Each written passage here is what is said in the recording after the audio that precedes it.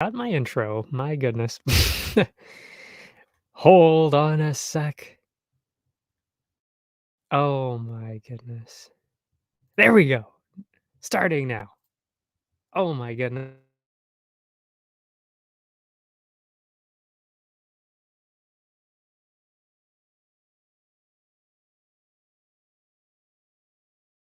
Ah, fuck the intro. Ridiculous. Literally says it won't play it. We'll just get started right now. I don't give a fuck. So, we're back. We're back. We'll talk about what happened last week. That's UFC Paris. Cyril gone, Sergey Spivak. We'll get into that and the rest of that card, of course. Fantastic card, just like before in Paris a year ago. Oh my goodness, the crowd, the absolute scenes at the arena, amazing. And then, of course, we'll take our break, and then we're gonna come back and talk about UFC 293, Australia. But yeah, so we'll recap UFC Paris first. Weird about the intro, and of course, I think the Wi-Fi is fucking around. But this is what technology gives me. I don't. There's nothing I can do about any of this. I've tried everything. It is what it is. I hate it. It's just where we're at. So we'll open up with the ladies. That was Cavalcanti and Fern.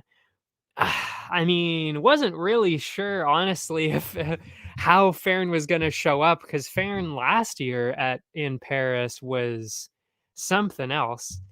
I didn't get the card on TV, never get the Europe cards. Oh, trust me. Yeah, no. As a Canadian, I fully understand R&R. I will put your yeah, and Wi-Fi does really suck sometimes. But yeah, I don't get the cards here either. What I do is because I have Fight Pass, I then just hook it up to my TV and I watch it. I mean, TSN is just garbage. I can't believe what they do. The fact and they do this with the PFL too, by the way. It's not just UFC, it's PFL as well. They do the exact same thing. There will be what's insane to me, by the way. Now you're going to get me start going on this rant. The PFL semifinals were supposed to be on, and this was 2 weeks in a row they were on. This was a couple weeks ago. This was when I was on my little break there. I was trying to watch it on TV. It's the semifinals, it's the playoffs. They showed the entire regular season on TSN. And what happens? Go to watch the playoffs. They don't show the playoffs. What's on instead?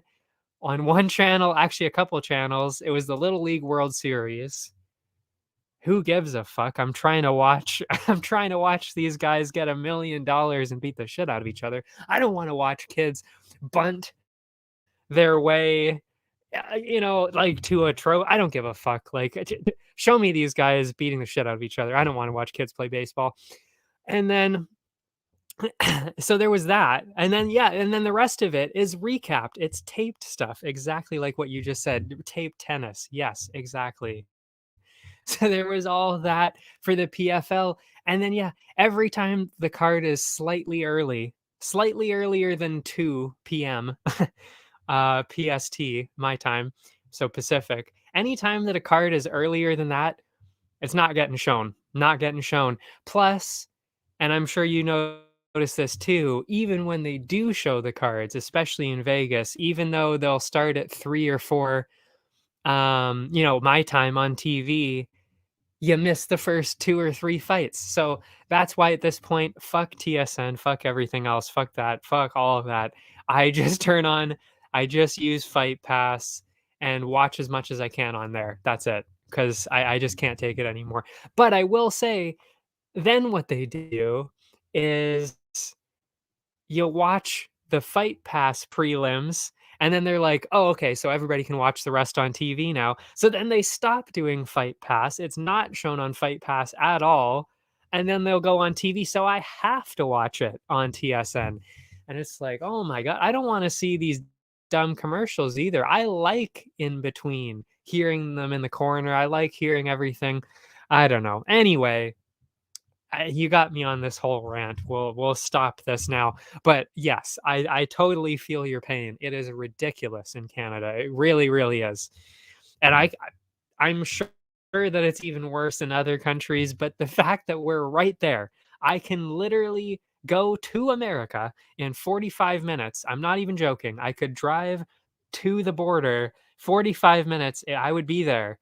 And somehow I still can't watch these fights as if I was in the States right there. Like it's ridiculous. It really is ridiculous. Anyway, so getting back to Paris, Cavalcanti, Fern, as you would imagine then by what I just said, I did obviously watch these later. That's what I do with these earlier cards. I just start when I wake up and I just watch until it's done. That's what I do. Anyway, which is also why I don't really go on Twitter or anything like that on these cards, and you won't see me really doing as much those cards because I don't want to know or anything what happens. I don't want to know anything.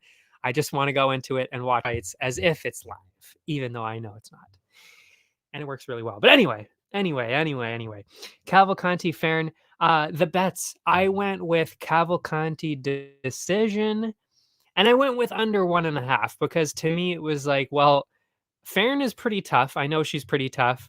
But I also know that she's been finished in the first round quite a bit. And also, Farron might be able to get an early finish as well. So I thought that was a pretty good spread there. The Cavalcanti decision and under 1.5.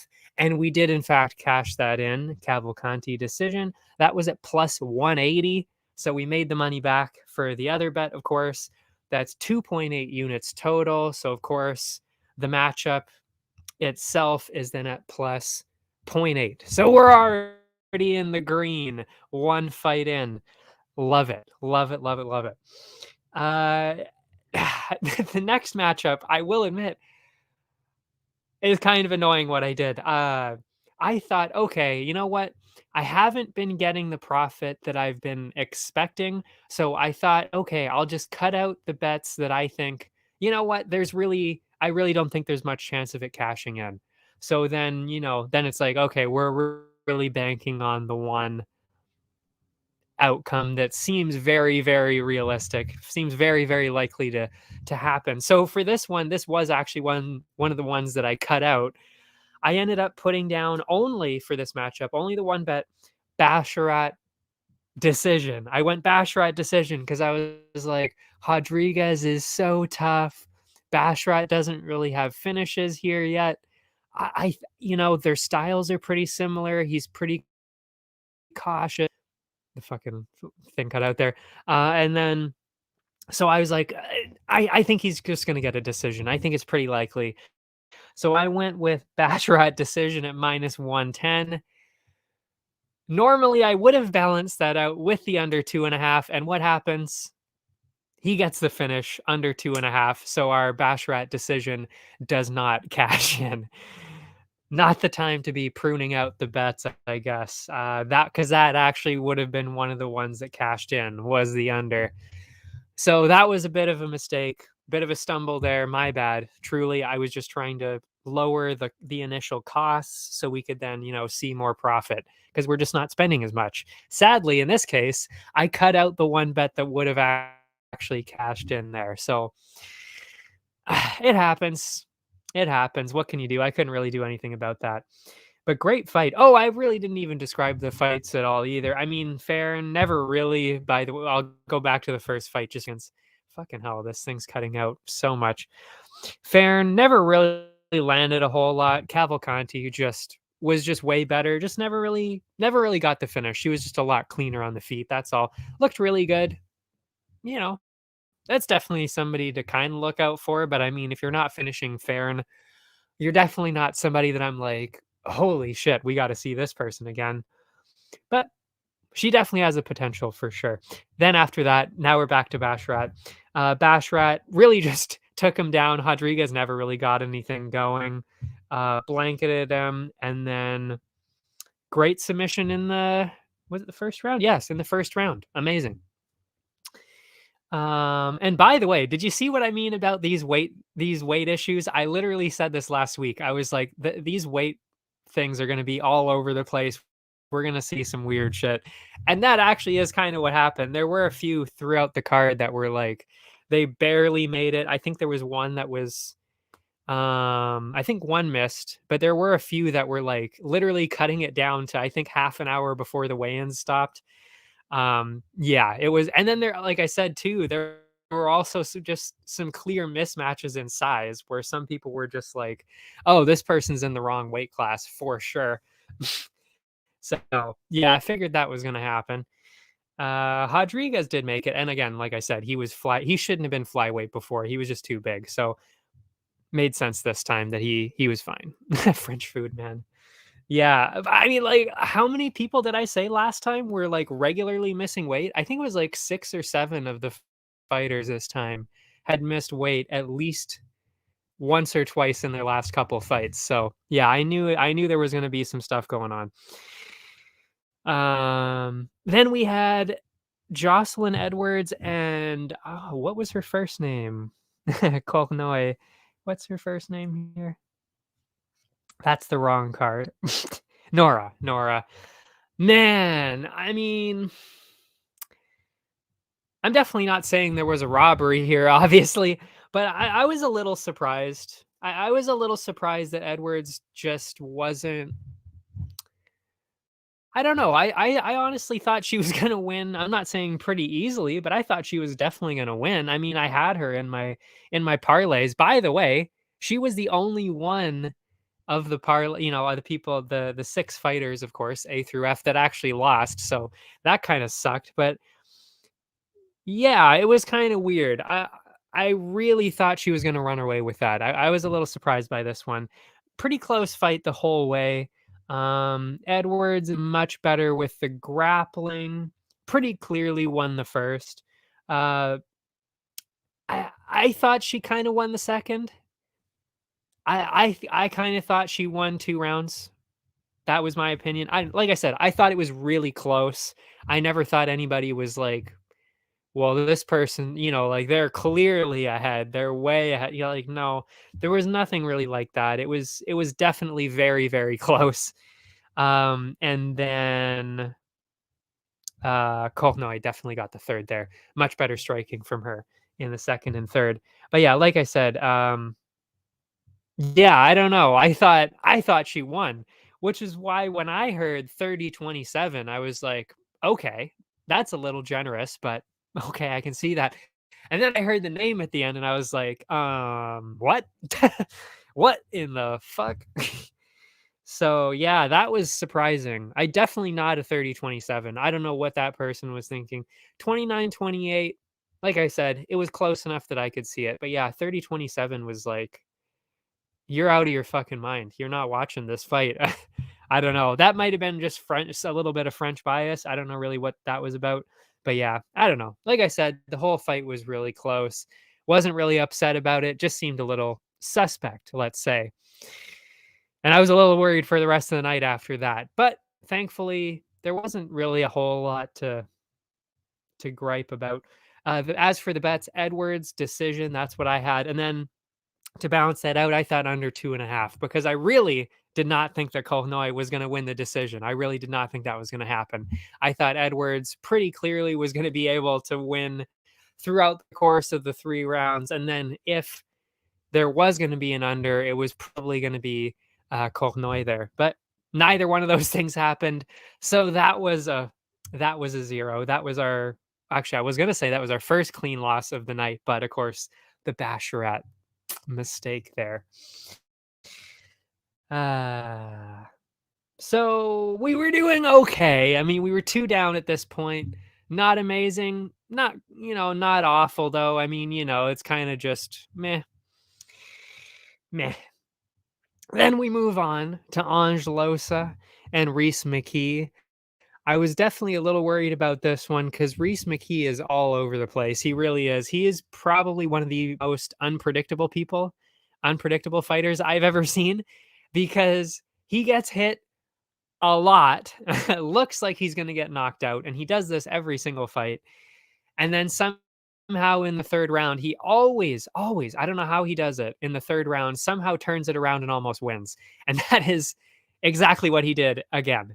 It was very, very close in that third round. But I mean, obviously, Logan was winning before that in the first two rounds. It was not even close before that. And then let's see what I had in my notes here. Couldn't get the finish. So he kind of just decided, well, I'm not going to get the finish in the third round, especially since he knew, obviously, as well, probably, that McKee was going to do what he did. So he just went to the grappling. Smart. smart way to go when you're fighting the Irish zombie, as well as which is what Bisping has dubbed him now. How much money points would you gain by just picking favorites? Honestly, I've tried pretty much everything at this point. I really have. Like I really do a lot of research and a lot of testing that I don't necessarily talk about on here, just to see what the different strategies are. You'd be surprised how bad of a strategy that actually is, because I have done that. And like, actually, I was even telling you before, that is kind of a strategy that I was doing for a while, where I was mostly just doing parlays. So that is kind of how you would be doing that, is you would parlay people like that together, or you would kind of do favorites that are just like minus 140, 130, I guess. And you could do something like that. But then, like I said, the math does not work out. And that is why betting sites win like that, because the math literally just does not work out, because the favorite has to win a certain number of times. And they do, but what people don't necessarily realize is that really does include the people that are like minus 600, minus 800, minus 1,000. That is all included in like the, what is it, like 65 or 60, 65% of the time the favorite wins in MMA. It's something like that. It's something like that. And that includes, like I said, people that are like minus 600, minus 800. So when you think, oh, those odds go down slightly, minus 200, minus 150, the odds aren't necessarily the same anymore, where it's like, okay, the favorite's winning that much. And then, of course, if you're only betting the favorites like that, then the math just doesn't work out. That's why you really do have to pick. You either have to do huge favorites all the time, which is what I've been doing. I've been doing parlaying a lot of the bigger favorites that I know are going to win, like the sniper picks. I'm pretty sure like 99% of the time they're going to win. So you parlay those together, and then you kind of pick some of the other underdogs, and then that's kind of how you balance it out. Because like I said, it really just did not work. I thought the same thing. I thought, okay, I'm gonna parlay a lot of these favorites together because I'm pretty sure they're gonna win, and then it'll work out. But mathematically, really just did not work out. It was a little surprising to me, for sure. But yeah, that's what the testing is for. And it's also why you don't want to throw a bunch of money at things like that, just in case doesn't work out. You want to get the strategy down first before you start throwing around money. That's for sure.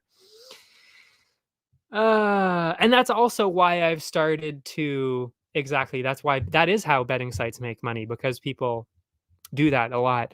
And that's also why I've started to, instead of just betting money lines, instead of betting the money lines, I've been now kind of picking a lot more like, okay, like Adesanya is not going to get a submission. So why would I say Adesanya finish? That would be stupid. You know what I mean? So it's like, but the odds do make a difference. So even though nobody thinks Adesanya is ever going to get a submission, especially not in something like this, the odds do make a difference. So if you pick Adesanya KO, the odds come down. So you got to get a little bit more specific, I find, and then the odds come down anyway, which makes the math a little bit better too.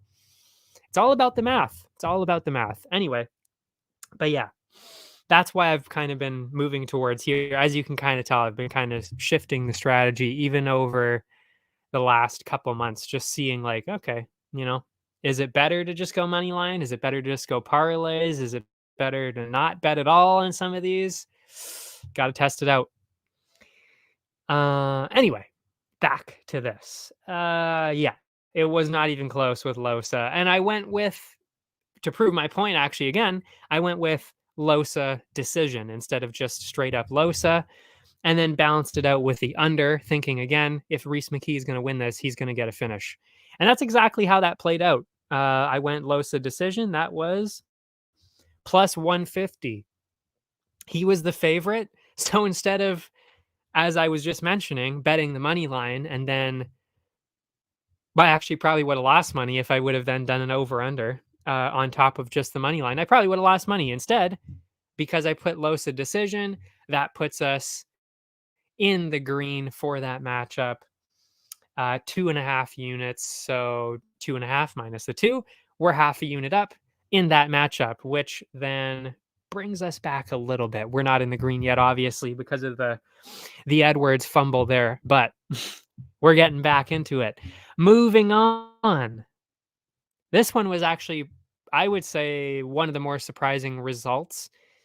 Based on what I had seen before, I was definitely a little bit surprised. That was Taylor Lapilus and Kaylin Loughran. And oh my goodness, now I know that it's Kaylin and not Keelan. I was pretty sure it was Kaylin, but you never know.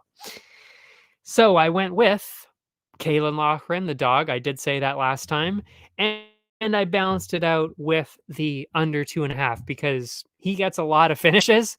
And although Lapilus doesn't really get finished, maybe he could have gotten a finish. You know, I mean, like I said, Kaylin Loughran gets a lot of finishes. He's pretty aggressive. Could have seen it.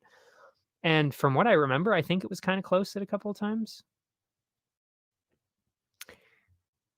Yeah, and then we got to the actual fight itself, and I was actually a little surprised by this result too. Now that I'm looking at it, now that I'm looking at my notes here, I thought Loughran kind of dominated the first 2 rounds. To be honest, I thought he won. So that was another one. Kind of thought he won. Yeah, I didn't agree with that. Judge. Fucking hell, this keeps cutting out. Judges gave it to Lapilus. I didn't agree with that one either. There actually, now that I'm thinking about it, there were 3 results that I did not agree with. The co-main, I also honestly did not agree with. I'm not saying it was a robbery. There were a lot of people online that really did think, like, what the fuck was that? Rose clearly won. I'm not going to say that, but it was close. I thought she won. Anyway, so I guess there were 3 decisions that I thought were just wrong. And they all involved French fighters, which does make it a little bit dicey when you see it's like, okay, the fan favorites are the ones getting these kind of dicey decisions. I don't like that. Don't like that. Yeah. But I will say, again, I will freely admit all 3 of the ones that I disagreed with, they were close enough where I could like kind of see, but for none of them to even be a split decision makes me wonder a little bit, like, okay, what are we doing here? Yeah, so neither one of those cashed in either. That was a complete whiff on that one too. That sucked. And especially when, again, like I said, I thought Loughran won, and I thought Edwards won. So I mean, to see both of my decision props kind of, oh, actually no, the Loughran one wasn't a decision prop, but the Edwards decision, that was, I thought I cashed that in. Thought I cashed the Kaylin Loughran one. Thought I cashed the Rose one. So when you see 3 that you thought you cashed in, it's kind of like, what the fuck is happening? It happens though. I mean, again, this is just betting. That's what happens. Especially the Contender Series yesterday. My God, I got fucked on that yesterday. Anyway, moving on. Featured prelim, Morgan Charrier and the Zucchini Man himself. I called that perfectly. I mean, I was like, there's no fucking way. I mean, Charrier is going to get the KO. He's going to get the finish pretty early. I have a feeling. That's exactly. Charrier finish, put that down. That was minus 120. And the under 1.5 went ballsy with the under 1.5, paid off completely. That was plus 162. And just like that, we're already back in it. We're back in it. Well, actually, we weren't in the profit at that point, but we were back in the game. We were trailing towards the green there, that's for sure. So that puts us up, well, not up, but in that matchup, that is, let's see, 1.8, 2.6. We're 2.4 units up on that matchup. So, like I said, killed that one. Absolutely nailed it. Shahriel just absolutely dominated. Pretty sick body kick finish. Amazing. Great. Like I said, back in the game. Then we had the first one of the main card. That was Gomi and Gamori. Weird, weird result, but my God, did that help me a lot. This actually just catapulted us into the green because I went crazy on this matchup. I mean, this actually truly made up for all of those losses that I didn't think were losses. I went go me finish, and you would be shocked by the betting line on that one. It was no joke, plus 300, plus 300 for a go me finish. Had to put that down. And then I also balanced it out. I doubled down. You're goddamn right. I doubled down. I went under 2.5. I went all in on a finish here. Under 2.5 was plus 200. Plus 200. You pair those together, and my God, you're looking at 4 units plus 3 units. You're looking at 7 units. That is a 5-unit profit on that matchup. Thank you, ref, for giving one of the worst stoppages. I mean, that was not a good stoppage at all. But thank you, ref, for that, because you saved the entire night. Close fight. Gomi seemed to be edging ahead. Very controversial finish, as I said. Calling due to Gamuri not fighting back. Oh, yeah, that's right. And him thinking it was a low blow. I was trying to think through. I was like, why did it stop early again? The low blow, that kind of was a low blow, but kind of wasn't. It was questionable. It was very close. But I have to say, now that I'm actually remembering what happened, I agree with what the ref was doing, because let's play through what happened, and we'll look into both sides of it, because I honestly think what did happen was the right result. I mean, if you look at the rules, it went exactly how it should have gone. And I really don't think there's any argument to be made on any side of like that was fucked up on the ref's part. I actually think it was a mistake on Gamori's part, if anything. Yeah, because let's play this through. So Gomi lands. I honestly don't remember if it was a kick or a punch. I honestly can't remember. I think it was a kick though. To the body. It may have ricocheted off the cup, like the top. I'm not really sure. That's still honestly unclear. They weren't even sure at the time if it really did hit or not. And that's really where the problem is, because then the ref doesn't stop it. Well within his right not to stop anything. Because I mean, really, if we can't even tell on camera in slow-mo if there was a low blow or not, I don't blame the ref at all, because if we can't tell in slow-mo, the ref's not going to be able to live full speed. That's not happening. So already that's cool. So he doesn't stop. So automatically that means Gamori has to fight. He has to fight, or else the fight is stopped. That is how that works. That is how the rules work. You have to be defending at all times. You have to be fighting at all times. So if the ref then sees, oh, he's not defending himself, he's not fighting back, the ref is forced to stop the fight. That is how it works. That is a stoppage. You might not like it. I understand Gamori's argument, but you have to fight back. It sucks. You just have to fight back. Those are the rules. You didn't fight back. The ref was forced to stop it. And because of that, I am now 5 units up on this matchup. Thank you. But yeah, yeah, I agree. And if I was a ref, I would have done the same thing because that's just the way the rules work. Again, yeah. So bit of a weird one, bit of a controversial one. I stand by completely what happened. I don't think there was anything wrong with that. I think Gamori just made a mistake. If he would have fought back, we would be probably talking about a decision win. So how do you know the ref, man? Nah, I actually don't even remember which ref it was. I actually think I only knew one of the refs. That was Mark Goddard. It was a weird. Well, I mean, it makes sense because it was in Paris, but yeah, I didn't even know any of the refs. I see why you would think that. But yeah, no, I totally agree. If I was the ref, I would have done the same thing. Fair enough. But yeah, moving on. So again, 5 units up. That actually does bring us back into the green, by the way. We are now, what are we at here? 3 units up. We were 3 units up after that. So that really did put us back into the green. Amazing. By the way, at this point, because of the parlays too, I could tell. I was like, okay, we're making money today for sure because the parlays are going well, the bets are going well, we're good. Unless something ridiculous happens in this with Gone in the last one. Because I know what I said last stream where I was like, okay, Gone. Oh, actually, you know what? Well, I don't want to skip ahead. We'll save that for in a little bit. We'll go to Uzdemir and Bogdan Gushkov, which, by the way, could you have a much cooler name? I love that. Bogdan Gushkov.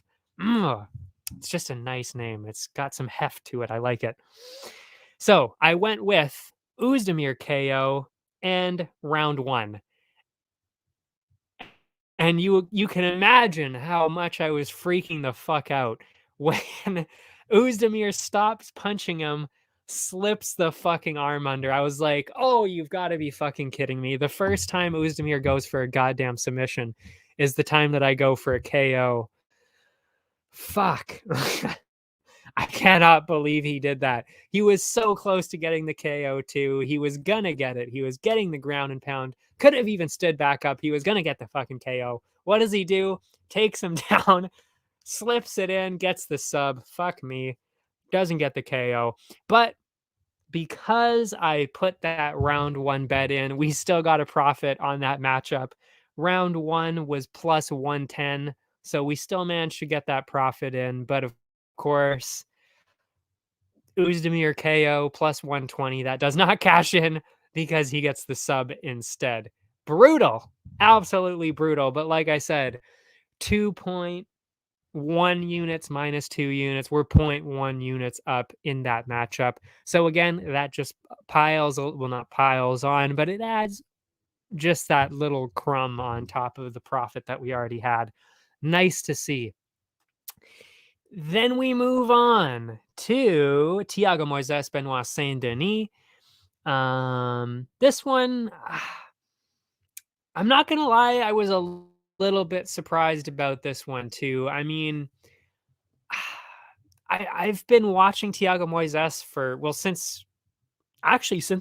before I started watching regularly, because I actually had seen him before. This is 2018.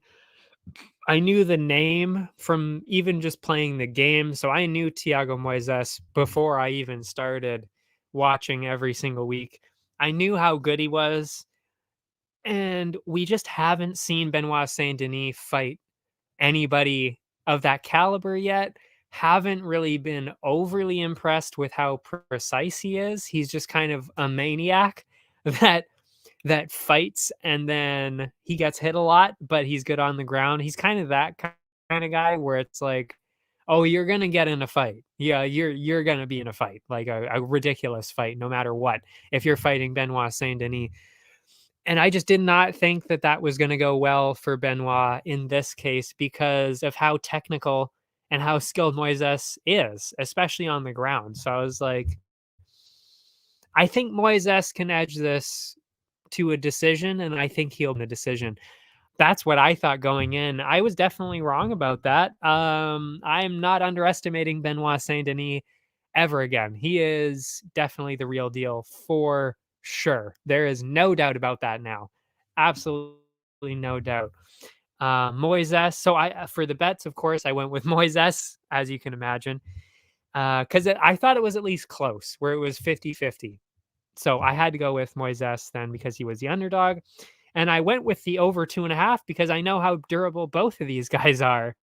So I was like, I think at the very least, this is going to go to a decision. That is not what happened, obviously. Moises looked very good in the first round. It was close up until then. And then really the second round is kind of just, that's really where it just went off the rails a bit for Moises. Just got hit, just started to really get peppered by Benoit Saint Denis. That's just what he does best. I mean, he's an animal. He really is. So all of that offense just then really wore Moises down, had nothing left, and then ended up getting finished. And I honestly can't remember if that was a KO or a sub. I'm going to look up here what that was because I can't remember. Ground and pound, yes. In the second round. So, yeah. What can you do? What can you do with that one? I don't know. I think I was just really caught off guard by that. That was pretty much, yeah. Because I thought at least that was going to be a decision. So, yeah, that was just another complete whiff. I think that's 3. What is that? No, 4. 4 matchups that I didn't get anything on them. But still, like I said, we definitely got profit on this card. That is for sure. Which again shows you the system is definitely working. We just, especially since, like I said, the system is working, even though I personally think I got fucked out of 3 wins. I mean, Rose thought I won. Edwards thought I won. Loughran thought I won. So the fact all of those and I still made profit, that tells you we're doing it. We're making it. We're going in the right direction for sure. Then we get to the co-main, and this is what I was talking about before. And I just mentioned too, actually. Thug Rose moving up to 125. Manon Fior. Oh, I almost said that wrong. I almost said that like those people on UFC say it. It's Fioro, not Fior. Just for future reference for other people. I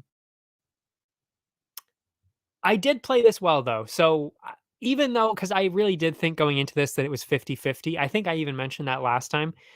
I honestly can't remember what I said, but I think I was going about 50-50 on this one. So what I ended up doing was I literally did I split it. I really did. I went Rose because she was the underdog. So she could have gotten a finish. She could have gotten a decision, which I really could have seen either way. I could have seen her winning in either direction, really.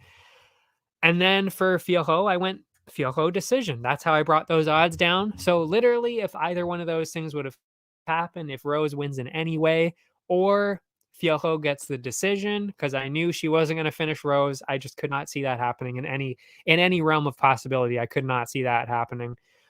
And that's exactly what happened. So we still got a little bit of profit. Rose was plus 162, so that would have been the better result. And then Fioro decision plus 125. So obviously Rose loses. Fioro does end up getting the decision. Beautiful. That cashes in 2.25 units. So that brings us to 0.25 units up on that matchup.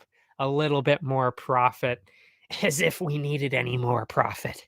No, you could always use more profit.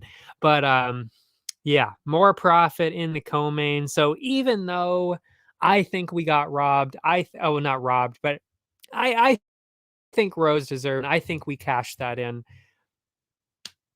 We still got money anyway. We still made some profit with that anyway, even though I still think Rose won. And if we go into the fight itself, I mean, it was very close. Fioro was shutting down the takedowns, but even so, to me, it was really more about Rose was trying to win the fight the entire time. She was, I thought, throwing a lot more. She was aggressive.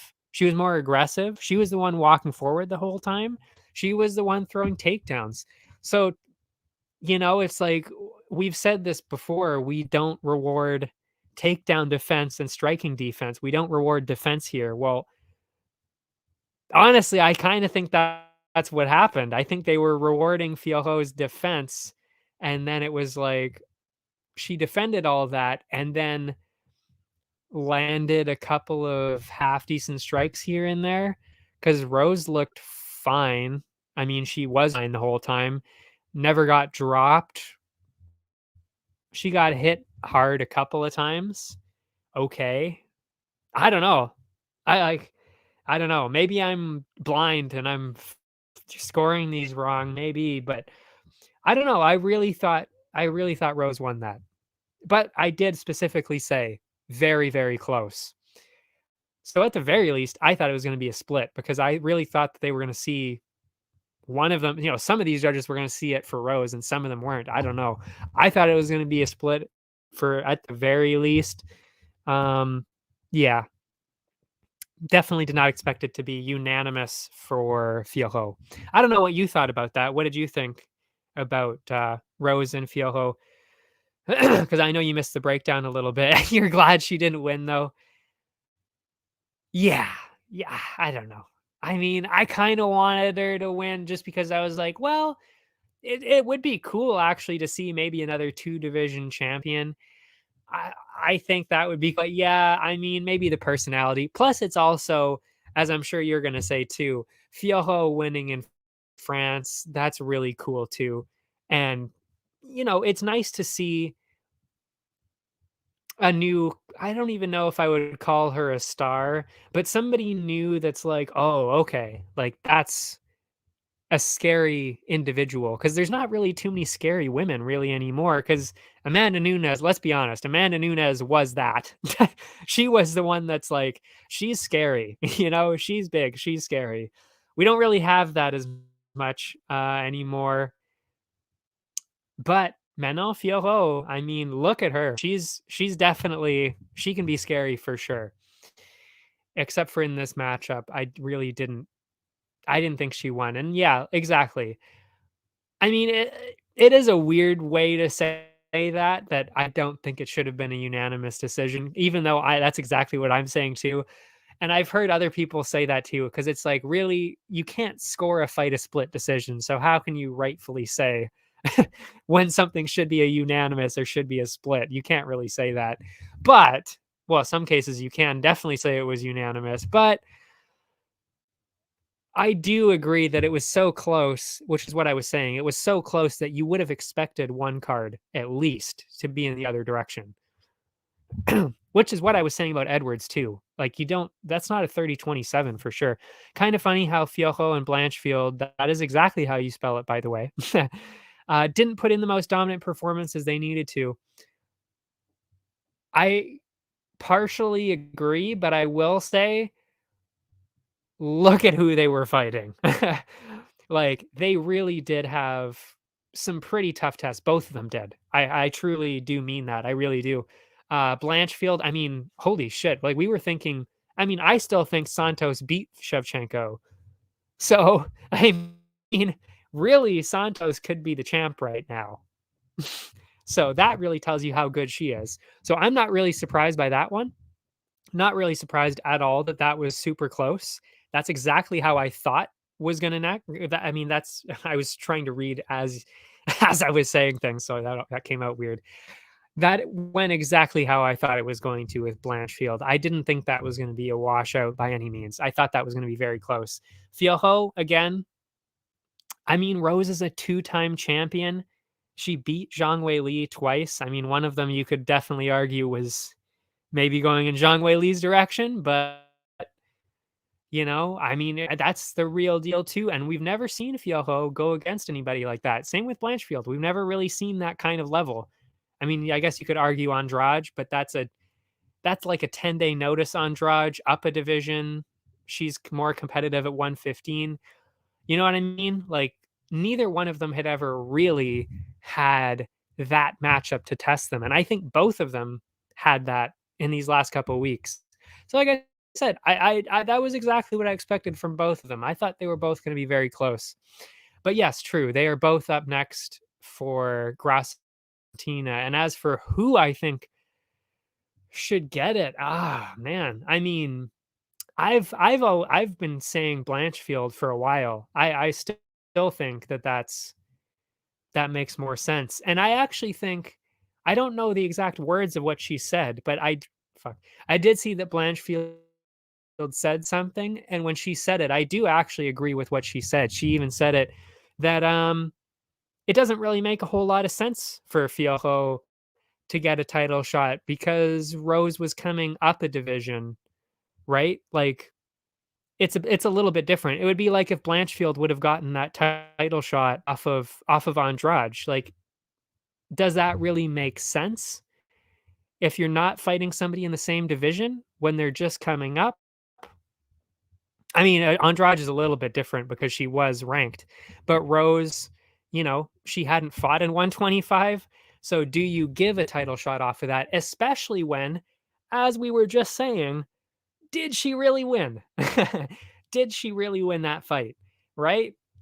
So how do you give a title shot to somebody that we don't even know if they won the fight or not? And that's actually exactly what happened with who else was that recently?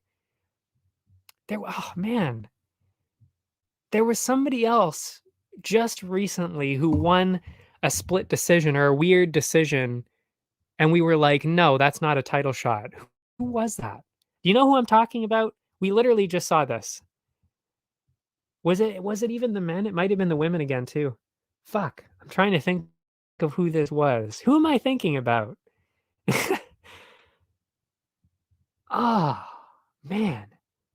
Was it at featherweight? Like was it somebody maybe trying to go ahead of Topuria? Was it lightweight? Man, cannot remember. Oof. Oh man, I'm blanking. Describe them.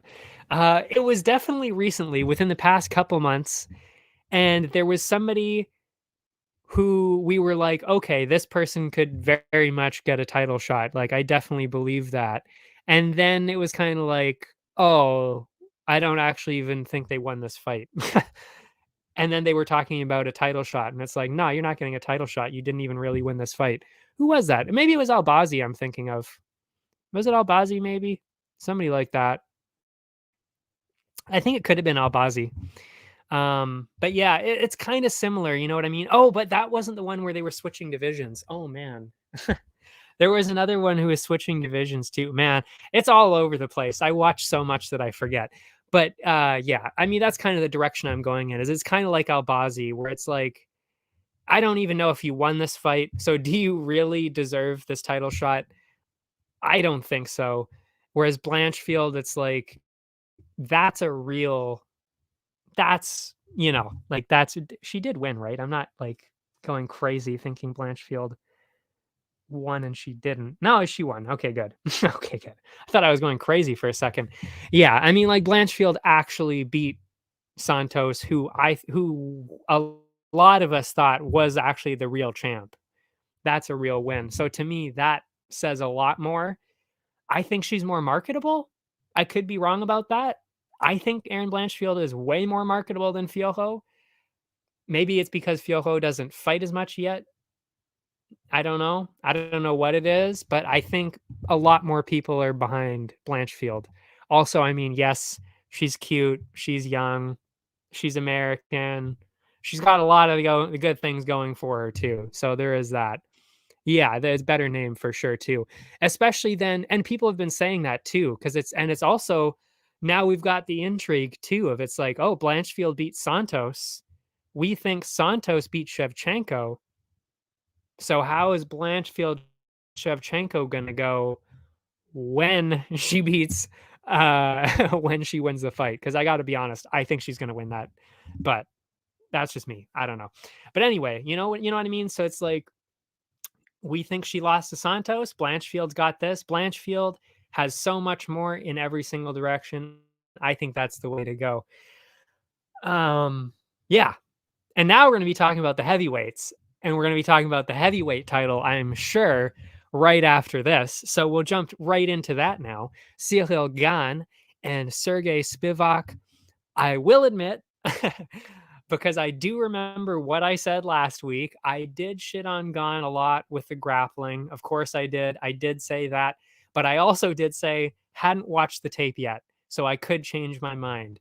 And that is exactly what happened because I did put a little bit on Spivak, but what I did was I realized I was like, you know what? I think this is actually worse for Spivak because he's not good at striking. We have seen that. We have seen him get absolutely nuked.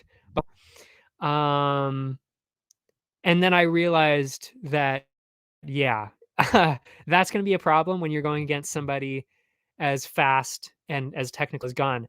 And what changed my mind is I was like, oh, Aspinall is striking wise, he's very similar to Gunn. There's a lot of movement.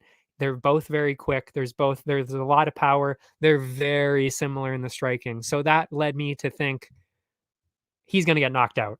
Gunn is going to get a KO here. So that's what I ended up doing, which if you look on Tapology, that was my pick. Same on verdict. I did end up going with Gon. I went with Gon KO. And that's exactly what happened. So good. Like he redeemed himself. I was really hoping he was going to redeem himself here. And I also thought too, and Don said it himself, there's a difference between John Jones and other people. You know what I mean? Like there's a difference between John Jones and Sergey Spivak. Yeah. And Gon he got jonesed. What can I say? That's it. He just got John Jones. That's it. Yeah. So what I did for the betting, I didn't do any of my, significant strike stuff. Actually, I tried. To be fair, I tried to, but I think Betway was kind of like, why would we put this betting line up when every single person alive is going to be hammering Gon significant strikes? Like that would be stupid. It would be set at like minus 2,000. Like obviously Sergey Spivak is not going to outstrike Cyril Gane. That'd be stupid. So I can see why they didn't put the betting line up. Instead, what I did was Spivak, just in case he got the grappling going, I went Spivak and I balanced it out with Gane KO. So we didn't end up, actually, I didn't win any money. I just broke dead even because it was exactly plus 100, which means cashed in exactly 2 units. I bet 2 units, just even. So nothing happened there. Literally nothing. And that was it actually. So I didn't even win any money off of that matchup. I just that was it. I could have done something else. I was thinking of doing over under on that. But what I kept thinking is I was like, there's 2 ways this is going to go. Either Gon is going to get a KO in the first, second, maybe the 3rd round, or so an early KO, or Spivak is going to grapple the shit out of him, and we're going to just see the most boring 5-round decision we've seen in a while. That's what I thought was going to happen. It was going to be one of those 2, which then makes it difficult for the over under. So I was just like, no, we're just going to do Gon KO, Spivak. That's what we did. Broke even. Not mad about it. I'm always fine with even. I don't like losing money. I'm fine with getting a draw. And that brings us to the end of the card. But I forgot to say, well, we'll go over the sniper pick and the parlays. The sniper, yeah. You know what? I'll reference that too. Gon is a little bit frustrating. He is, because I think we all see how good he is. You know what I mean? Like we all know he is insanely good as a striker. He's got power. He's very smart. He does so much right. But there's just something there where it's like, fuck, like I feel like he should be much better than he is. Maybe I don't know if he's not practicing as much because there's been a lot of rumors of that going around where he doesn't really train as hard as he maybe should in the camps, like especially with the strategy and then, working on certain things. It seems like maybe he doesn't. I don't know. I mean, there's no proof of that, but there's a lot of rumors about it. That's for sure. I don't know. I just feel like, and I kind of see why, because I think he should be better than he actually is. Like he seems like he should be winning everything. He's that good. And then there's just something there. I don't know what it is. I don't know what it is. Yeah. I don't know. But yeah, and it really just proves it because it's like, and we were going to talk about the title shot too. So what happens with that title now? I mean, of course, Jones, Stipe. Stipe is going to retire. We all know that. I still think there's a good chance that Jones might retire. I still think that. Yeah, that's actually kind of true too. I'm going to put that up there because it's actually kind of true. Every person except Pavlovich and Aspinall frustrate me in the heavyweight division. I will add one more name to that. Jailton Almeida. Technically, he's light heavyweight and heavyweight. That is somebody else who is incredible. But yes, Pavlovich, Aspinall, I totally agree. I will say Tuivasa is not frustrating. I think Tuivasa is actually one of those guys that's way better than than most people think he is. And maybe that is actually frustrating because it's like I think Tuivasa is a lot better than we give him credit for. He's just being kind of reckless sometimes.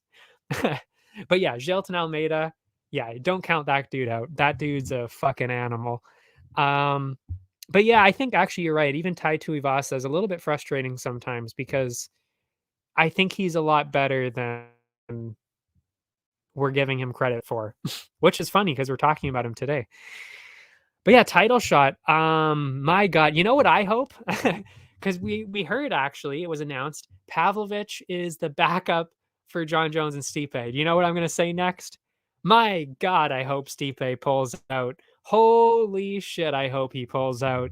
I want to see that so bad because I know exactly what's going to happen. I'm sorry to say it, and I think a lot of us realize too that it's going to happen. If it happens this way, if somehow Stipe miraculously at this point falls out, holy shit, I want to see that so bad because John Jones would get absolutely demolished, sent to the fucking shack. God, Pavlovich would absolutely decapitate him. I'm not even kidding.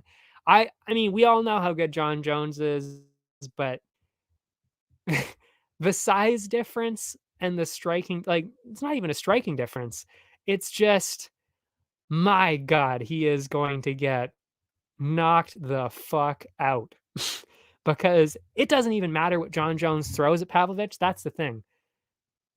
John Jones would not be able to land anything that would do serious damage to Pavlovich just because of the size. So literally all he has to do is exactly the same as he does every other single fight, walk him down straight at him and knock him the fuck out. That would be fucking iconic. I want to see that so bad. Even though of course I love John Jones as a fighter, but it's just like, I mean, would you not kind of want to see that Sergey Pavlovich just nuke the GOAT and then that's it for John Jones? I don't know. Call me a sadist. I don't know, but I kind of want to see it. I don't know. I don't know. So yeah, kind of hoping Stipe pulls out, but yeah, perfect way to end his career, get knocked the fuck out. Yeah. But as for the rest of them, and this is why I wanted to talk about it, because I still do think that John Jones is smart enough that he thinks that too. I really do think that he knows I don't think I can beat Aspinall. I don't think I can beat um Pavlovich, so I'm going to retire. I truly do think, I truly do think that John Jones is probably going to retire here. I really do. Because he's smart. He's a smart guy. I think he knows. But which is why I'm so excited. That's why I'm so excited about Pavlovich being the backup. I've never been more excited about a backup in my life because I think this is the one the one way that this fight ever happens is Stipe dropping out. I think that's the only way this happens, which is why I actually do think that the next title shot, the next title after this, is probably going to be Aspinall and Gane, or maybe we throw, well, maybe Pavlovich. Yeah, no, Pavlovich would have to be in there, I guess. It would probably be Pavlovich and probably Aspinall, I guess, right? I don't think you give it to Gane because, right? What would you do? You think he retires, and if he ever fights again, it'll be Saudi money from the PFL to fight Francis. Well, he would never, ever do PFL because I don't think he would ever fight MMA outside of the UFC. I got to be honest. Um, oh, I don't know. It wouldn't be in the PFL. If anything, it would be outside of anything altogether. If it was Francis, I hope my God, I hope that happens for the exact same reason, because I think honestly, it's similar to Pavlovich, where it's like I still think you're gonna get knocked the fuck out. I really do. I mean, Ngannou isn't, you know, as maybe I don't know actually. I was, what's crazy? I was gonna say I don't think Ngannou is as dangerous as Pavlovich, which is kind of insane to say. I don't know. What do you think? Because I was gonna walk that back, and then I realized I was like, wait a sec, is Pavlovich more dangerous than Francis Ngannou? He might be, because those first round finishes, that's no joke. Like, he has fucked everybody up every single time. It is not even close. And at least Ngannou has had close fights. I don't know. What do you think? Is Pavlovich the most dangerous person on the planet? Is he? He might be. You think so? Huh. I'm gonna put that up there just so they know I'm not saying that that's what you said. I think so. Yeah, I think so. I think he might be. I don't think people are giving him. Maybe it's just because again, he's never. He too hasn't really had that huge name, yet. Except for, I mean, like Derek Lewis, yeah, Tuivasa, yeah, but like he doesn't have the name. He does. He just doesn't have anybody with the name yet. Maybe, I don't know. I mean, aren't those names though? I don't know. The heavyweight division is so confusing right now. It really is. Because, like, what is a name in the heavyweight division? Truly, like, is Blades a name? Like, is that an? I don't even know at this point. Francis hasn't done enough as a champion, and he brings a lot more emotion into his fights. It feels like, oh yeah, yeah. Well, I mean, of course, he never really did anything as a champion. That was, well, which is actually, I mean, I can't really, I don't know if I'd really say it's his fault. I mean, he did delay on purpose just so he wouldn't have to fight for them. And of course, he had the knee injury, of course, too. But I think that's also kind of the UFC's fault because they were doing him very dirty. Yeah. So he never really got the chance to prove himself. I mean, like, what would have happened if he would have fought Blades, or what would have happened if he would have fought, who was an up and coming guy? Well, he did fight Gon. Lol. It does. Yeah. It definitely does take away from the scary factor. I mean, Ngannou did get some wild KOs. I mean, the Rosenstrike one, I couldn't believe it. That was honestly one of the first cards that I had watched, like, start to finish. Like, that was when I was just starting to watch every fight of every card, was when that happened. When he just went out there and just absolutely slept Rosenstrike. That was insane. And I had never seen Ngannou fight before either. So I was like, oh shit, this guy's big. He's scary. What's this guy gonna do? Just goes out there, knocks his head off. It was unreal. I will never forget that when I saw that. One of the craziest things I've ever seen. Because I didn't know who Ngannou was. So I just saw this guy out of nowhere just come in and absolutely nuke this guy. Unreal. No defense at all either. Just swinging. Unreal. Crazy. Anyway, we're going way over what I wanted to do now. So we'll go into the sniper pick and the parlays. The sniper pick was Charrière. That was at minus 334. That's what I got him at.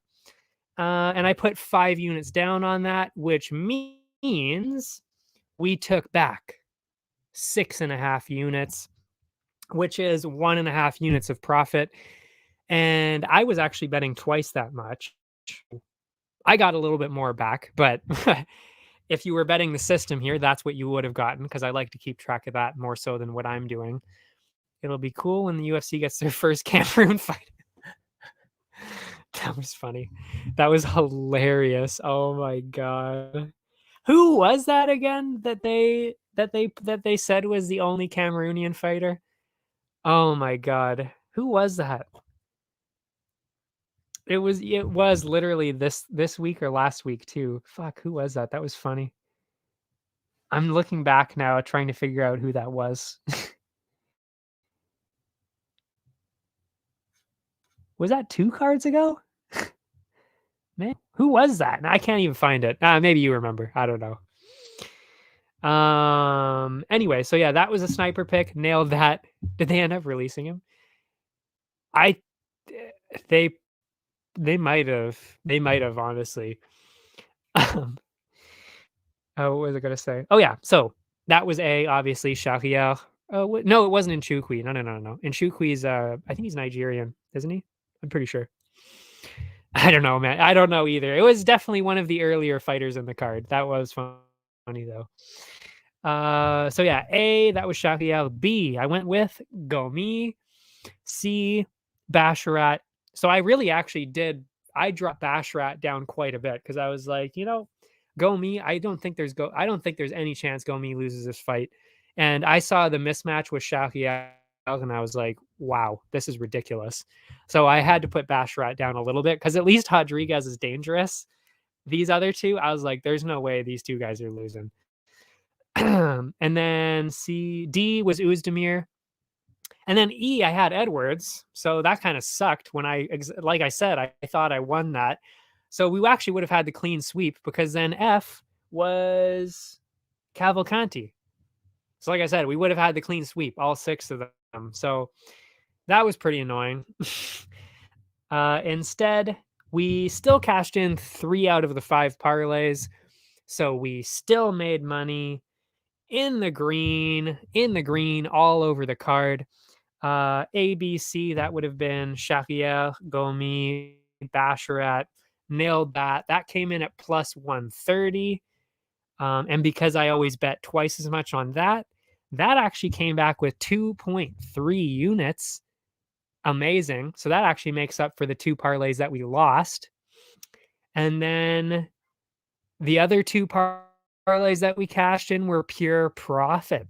So those 2 were ADF. So that was Charrière, Cavalcanti, and Uzdemir. That cashed in. That was plus 155.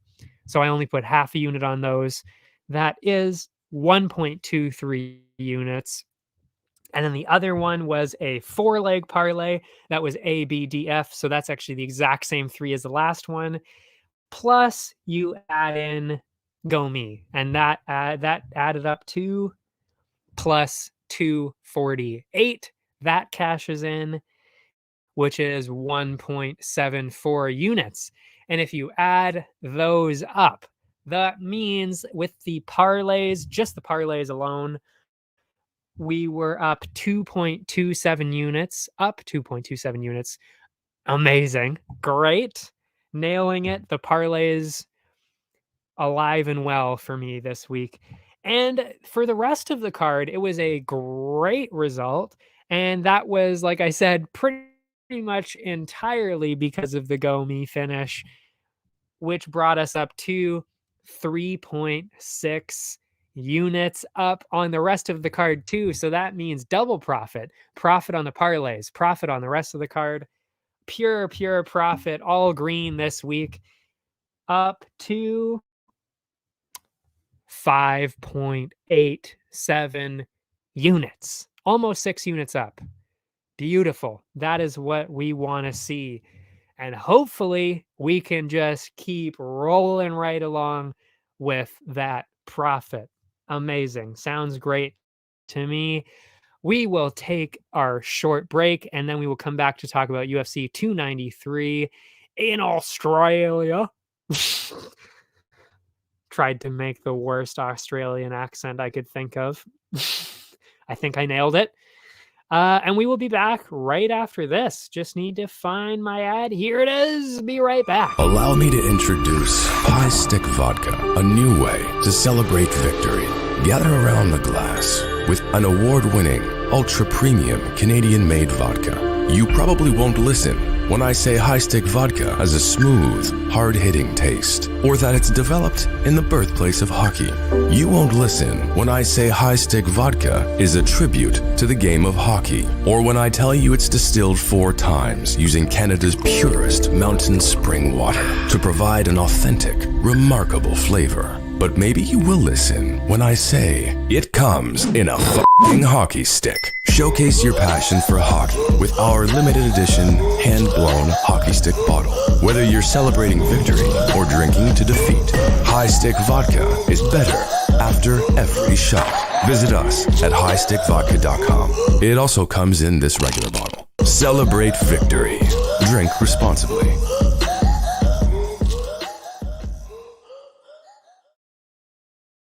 And we are back. I was just looking at the bets for UFC 293 that I've already organized, and I just realized I didn't do my parlays yet. So that was an oversight. My bad. But everything else is good. And we will jump right in, and I'll probably just be able to make my parlays anyway pretty quickly. I mean, it's not that hard, especially on this card. This is a very strange card, I will admit.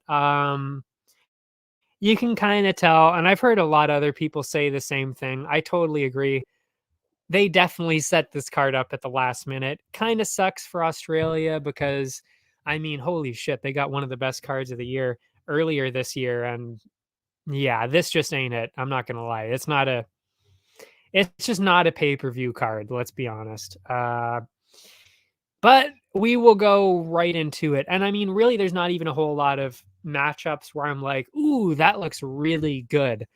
There's kind of just a lot of weird matchups, a couple of super one-sided ones. Because again, super last minute.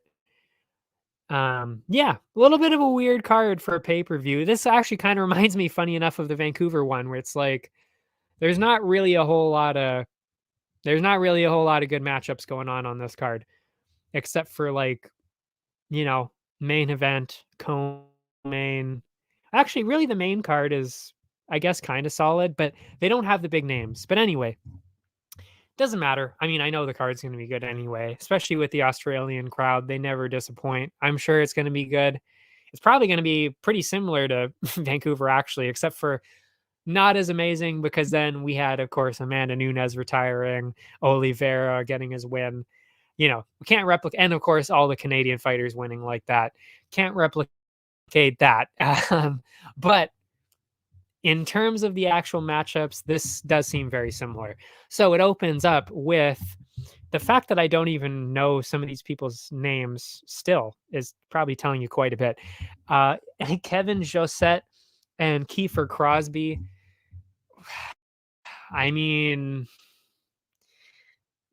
I don't even know what to say about that matchup. It's definitely not. I don't even know who either one of these people are, obviously. It's a weird one. I mean, I was just going on and on about how weird this card is. It's not really. It reminded me, as I said, I'll say it for you now. It reminds me of a lot of the Vancouver card, to be honest. That's what it reminds me of. And I just said, I don't think it's going to be able to even top that one, of course, because then we had Amanda Nunes and Charles Oliveira. We had the Canadians winning. Yeah, I can't imagine this is going to be one of the better ones. Hopefully the crowd, I don't know, redeems it somehow. But there are a couple of things, like I could see a couple of big wins for people happening here, though. Some good knockouts, that's for sure.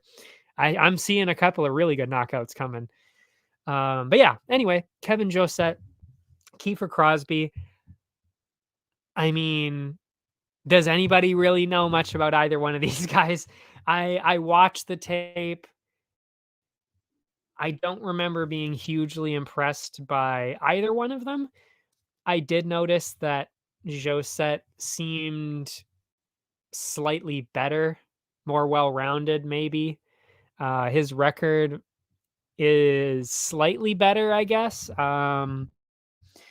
He has a split decision win over somebody who's 11-1. That's decent. Um, Fought in Eternal MMA. That's a decent, that's a decent market, I guess. As for Crosby, I mean, he fought in Bellator a couple of times, but couple of not so great losses there as well, though. Never really did anything that crazy. I mean, the only reason I think he's getting this fight is because he actually knocked out, I don't know if you remember Alex Oliveira, the other cowboy, Brazilian cowboy, Alex Oliveira. He actually fights outside of the UFC now, which I didn't even know until a couple of days ago when I saw this. He knocked him out in the first round. But if you watch the fight, which I did, yikes. It was not great. I'm going to be honest. Oliveira just doesn't look great anymore. And Crosby was losing, and then he kind of landed a good one. At the same time, now I pretend I'm watching Love Island. Oh man, I watched Love Island USA. I watched a little bit of that last month. That's all good. You could do whatever you want. It's all good. But yeah, I like the other cowboy too. But yeah, I didn't know that outside of the UFC and fighting. But yeah, he's lost actually, I think 2 out of the 3 fights since he left the UFC. Brutal. Not good for him, which also makes Kevin Holland knocking him out, that looks a lot worse now. It doesn't look as impressive. None of the losses, I should say, that Oliveira, I don't even know what I'm saying anymore. It just doesn't look as impressive beating him now. That's all I'm trying to say. Which is why I actually do think Josette should probably be the favorite in this one. He is, by the way. It is very close. Minus 150 right now for Josette. Kiefer Crosby plus 130. What I ended up doing, I think, was I went with the strategy of going Josette decision. Because from what I remember, Crosby, not really that great. And I mean, like I said, I didn't really see any big wins. He had some bad losses in Bellator, which isn't great as it is. Whereas the other guy, he did beat somebody that was 11-1. That was pretty recent too. So I'm going with that guy. Could I see Crosby winning? Maybe. It would be a knockout though, which is why I'm balancing it out with the under. Ooh. Now that I'm looking at the odds, I still say the same thing, but the odds are a little less in our favor than I thought. So Josette decision, that definitely would bring us to a plus money, whatever that would be. The under 2.5 is minus 125. That's a little concerning, I gotta say. Unless I go Josette finish and then over 2.5 minus 105. I can't really see Crosby winning a decision though. No, I stand by it. Josette decision, under 2.5. That's what we're going with. Next up, another weird one, but probably a bad one for the Australian crowd. We've got, is it Shane Young? Again, I have to keep checking these names because I truly don't.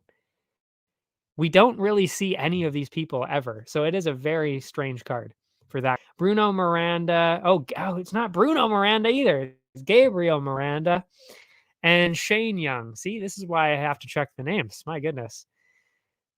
Shane Young, just that's all I got to say. He's just not great. I don't know.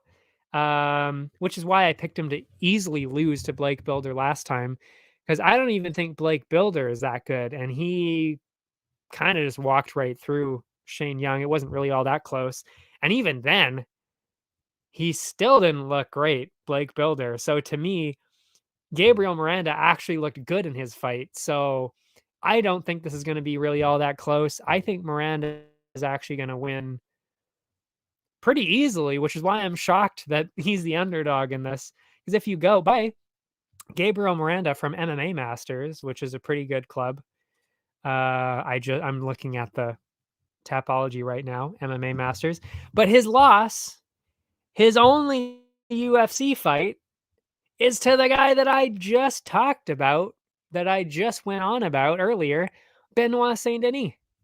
That's his only fight. And he lasted, well, I mean, he barely lasted until the second round. He got absolutely demolished right at the start of the second round, but he was there. And it was close. It was close until about 3 minutes in. And then I think then he started to get just shredded apart by the striking of Benoit Saint Denis. But again, we said Benoit Saint Denis is an absolute madman. Shane Young is not that guy. He is not that guy at all. He is barely throwing. He is not active at all with his striking or his grappling. Gabriel Miranda is very active and was fighting back pretty well against Benoit Saint Denis. And you got that experience. By the way, it was in Paris as well. So he's already been against the hometown favorite, Benoit Saint Denis. He's going to be that guy again in Australia. Shane Young, the hometown favorite again, he's going against. But Shane Young is definitely not Benoit Saint Denis. So I think he's good. I'm sure, I'm feeling good about him winning. Camo cards, at least I know what the fight is. Yeah. Yeah. You wouldn't even know how many fights were on the card. Yeah. Like I said, the problem with that, though, is they changed the matchup so much that it is, I don't know if that's really a sustainable thing to do, but we'll see. We'll see. But yeah, now that as soon as I started looking up all of the fights on Tapology, I really, really started to know everybody right away. Like, you really know people pretty well after you start to do a lot of research and betting into this, for sure, and making content as well. To the point where I don't even write notes anymore, clearly, because I stumble quite a bit now, but so it's probably pretty noticeable that I don't write notes anymore. But it also flows a lot, and we get a lot more thoughts in, that's for sure too. Also, it's not as boring, I don't think. Anyway, so yeah, I'm definitely going the underdog on this one, Gabriel Miranda, and he is at, fuck this website, Jesus. This really is not a good website, I gotta say. Minus 170 for Shane Young, plus 145 for Gabriel Miranda. I'm going definitely with Miranda on this one. The dog, plus 145. Could he be the top dog? This is what I meant by the top dog, by the way, the best looking underdog. That's what I want to put on Instagram. That is what I will do. But anyway, is he the top dog? I'm not sure. I'll have to get through that. But he's definitely up there because Shane Young is not one of the top prospects, that's for sure, coming out of Australia. Moving on. Blood Diamond. Good old Mike Mathitha, which is a weird name to say. Mathitha. Sounds wrong, but that's how you say it. Blood Diamond himself against Charlie Radke. I think most people kind of agree what's going to happen in this one. Blood Diamond, we kind of know, can't grapple. He's not good at grappling at all. And yeah, Radke gets a lot of quick submissions. So I don't think this is going to be very good for Blood Diamond at all. I'd be very surprised. Yeah, I mean, like, just look at, like, he got a rear naked choke, 4 minutes, 4 minutes and 20 seconds, 4:20, blaze through him. First round, that was his last win. I think he got a couple other, he actually didn't get too many subs. He got a first round triangle choke in there too, and a first round Darce. So he's definitely got the subs, but it was when I was watching it. When I was watching the tape on Radke, it was like, oh, okay. He is definitely going to submit Blood Diamond for sure, because his take defense is not great as it is. I mean, I think he's been taken down in all of his UFC fights so far, including by Kosi, and I really don't think that Kosi was ever that good. The UFC was high on him for quite a bit. Never thought the brothers were really that great. The Kosi brothers, they're both outside the UFC now, I think. So not really surprising. And even he managed to take down Blood Diamond multiple times. Radke is just a lot better than that. So yeah, this is going to be a problem. Easy win for Radke, I would say. And we're going to go with the under, I'm sure, too. Let's see what it's at.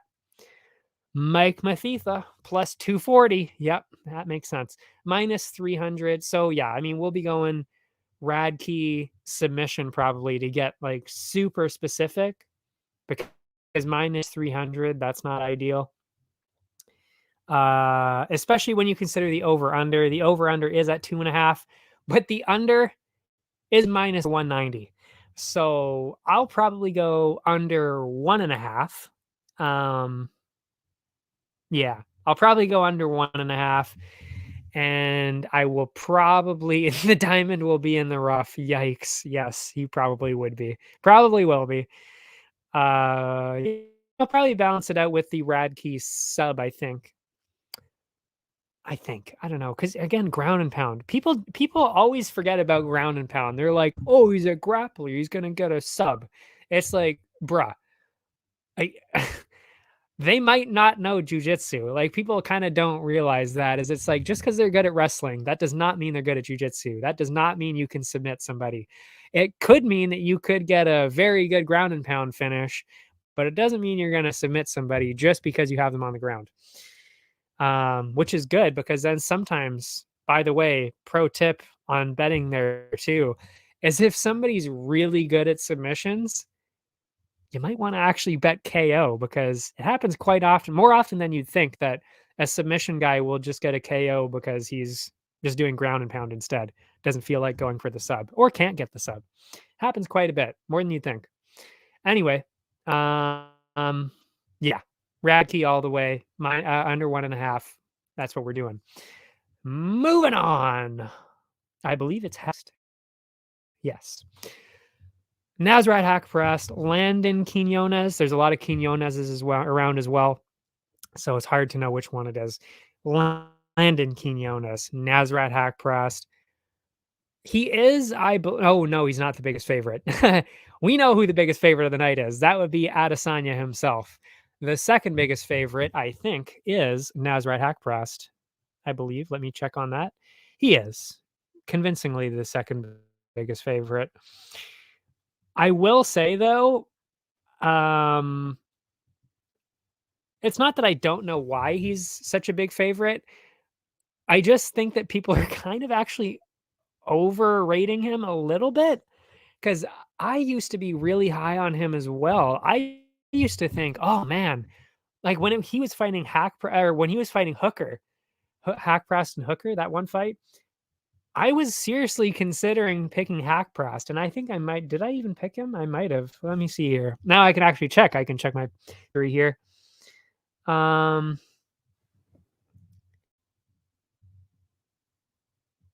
interesting. Okay. That was actually back before I was making picks. That's how far back that was. Interesting. Or maybe it just didn't keep track of it that far back?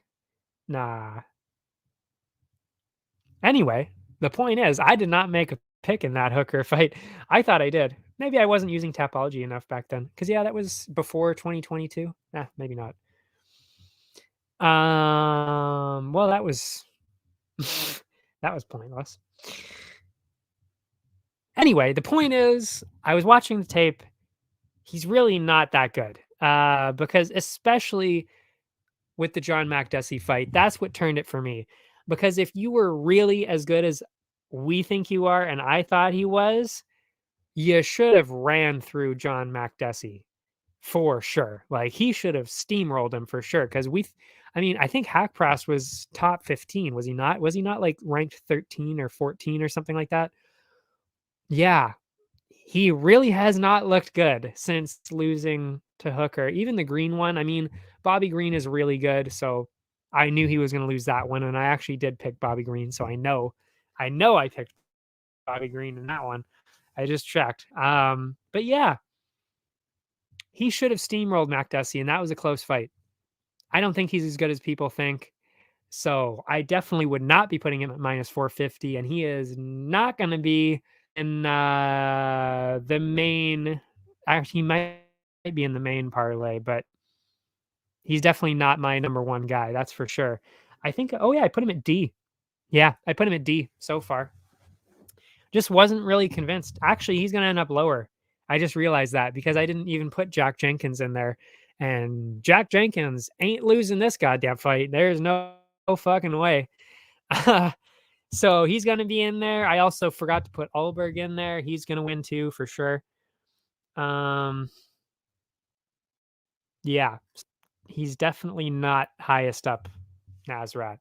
And this is, I'm definitely picking him in this one though. That was just I don't even know. I think I'm just losing it because I'm getting super hungry. Maybe I'm lightheaded now. I think I'm just talking too much. But to bring it all back full circle to my point, my final point, I do think Quinones has a slight chance. I think it's closer than people think, but Nazareth should really win this fight. But it's definitely closer than people think, which is why I'm going decision for sure. Which is at minus 140, over 2.5, minus 140. Yeah. I mean, maybe go under just because there's the experience discrepancy, but even so, because if we go to Landon Quinones and what he's been doing, I mean, oh, if you, oh man, I forgot that's who this was. Landon Quinones is the guy that was on the, not the Contender Series, the Ultimate Fighter this season. He lost to Jason Knight. He got submitted in 55 seconds.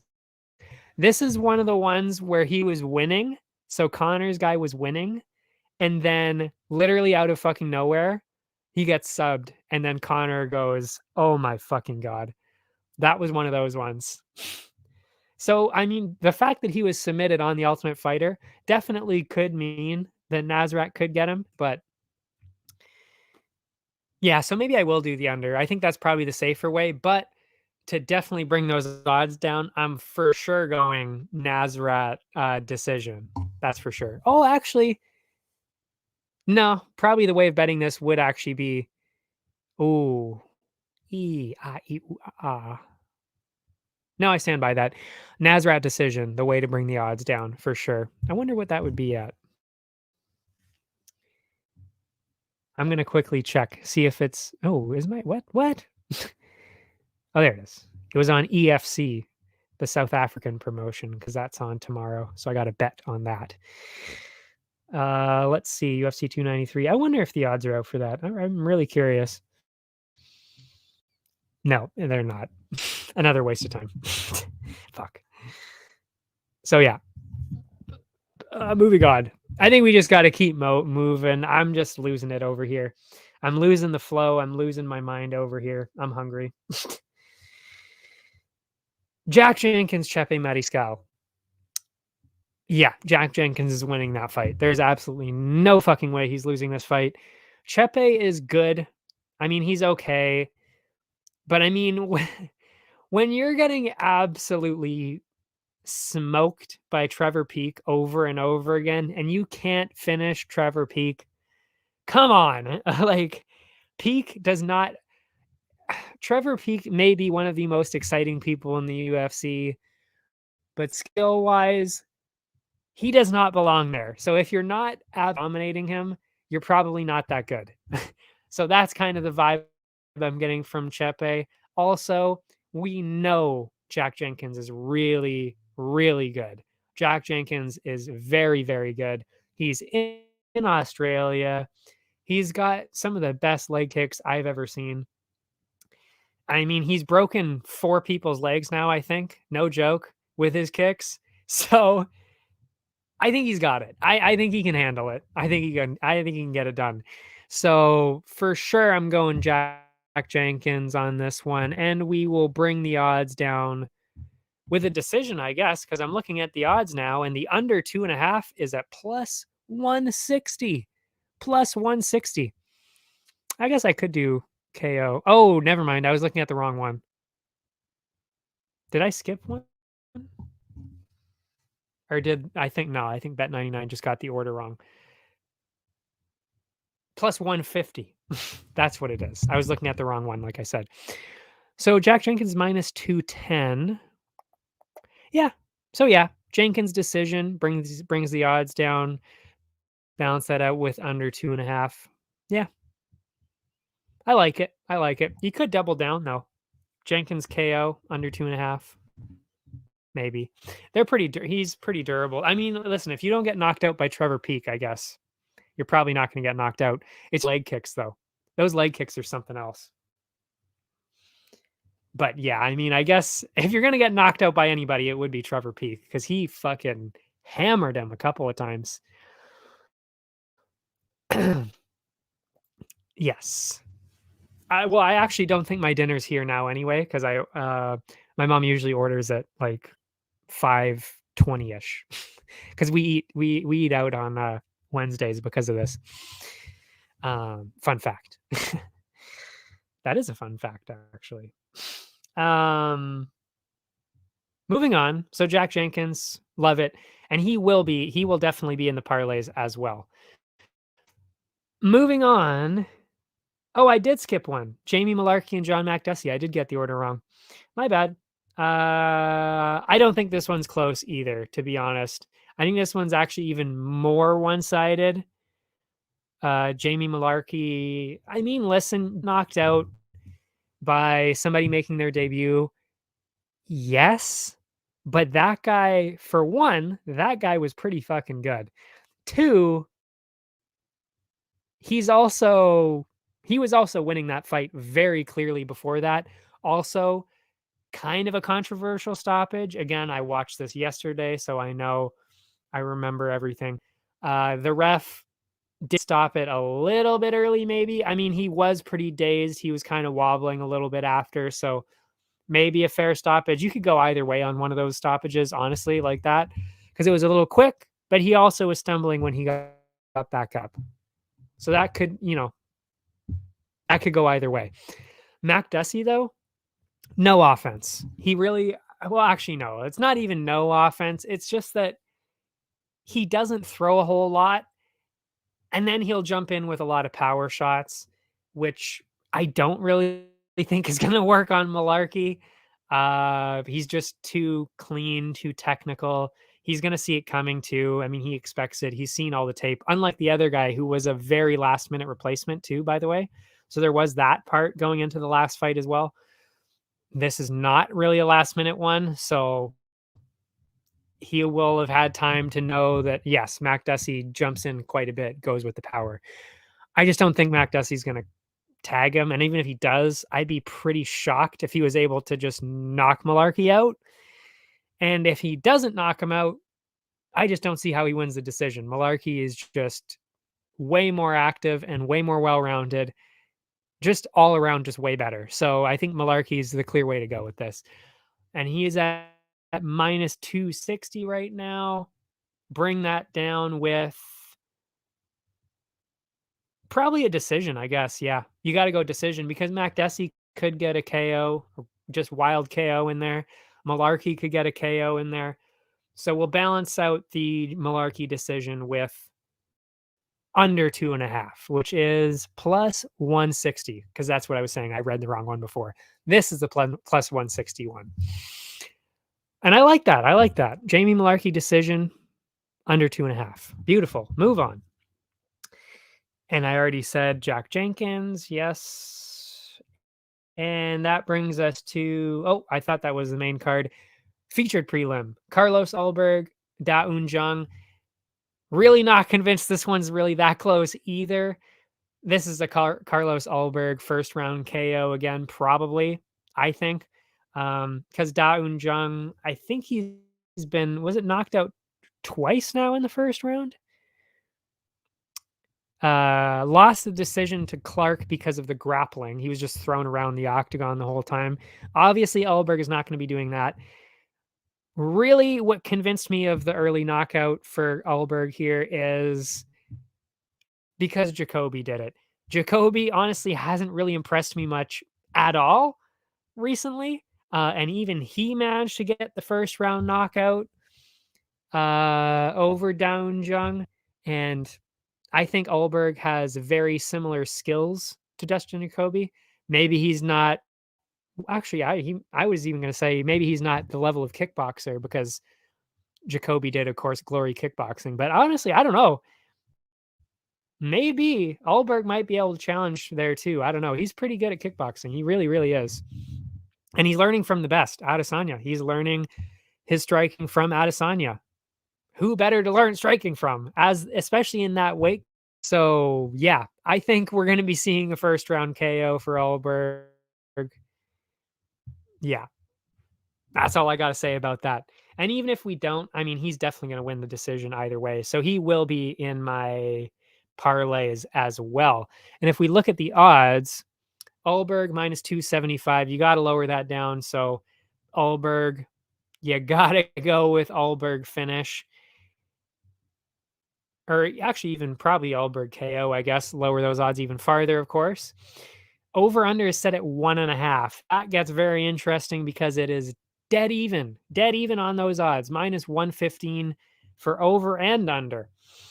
So it's really just better's choice at this point. If I had to guess, I would say under because Ulberg has 2 or 3 first round finishes in a row now. Da Un Jung was knocked out in the first round by Jacoby. I'm liking it again. And of course, you got the Australian crowd backing Ulberg. I'm going minus 115 under 1.5. Love it. I'm feeling good about that one.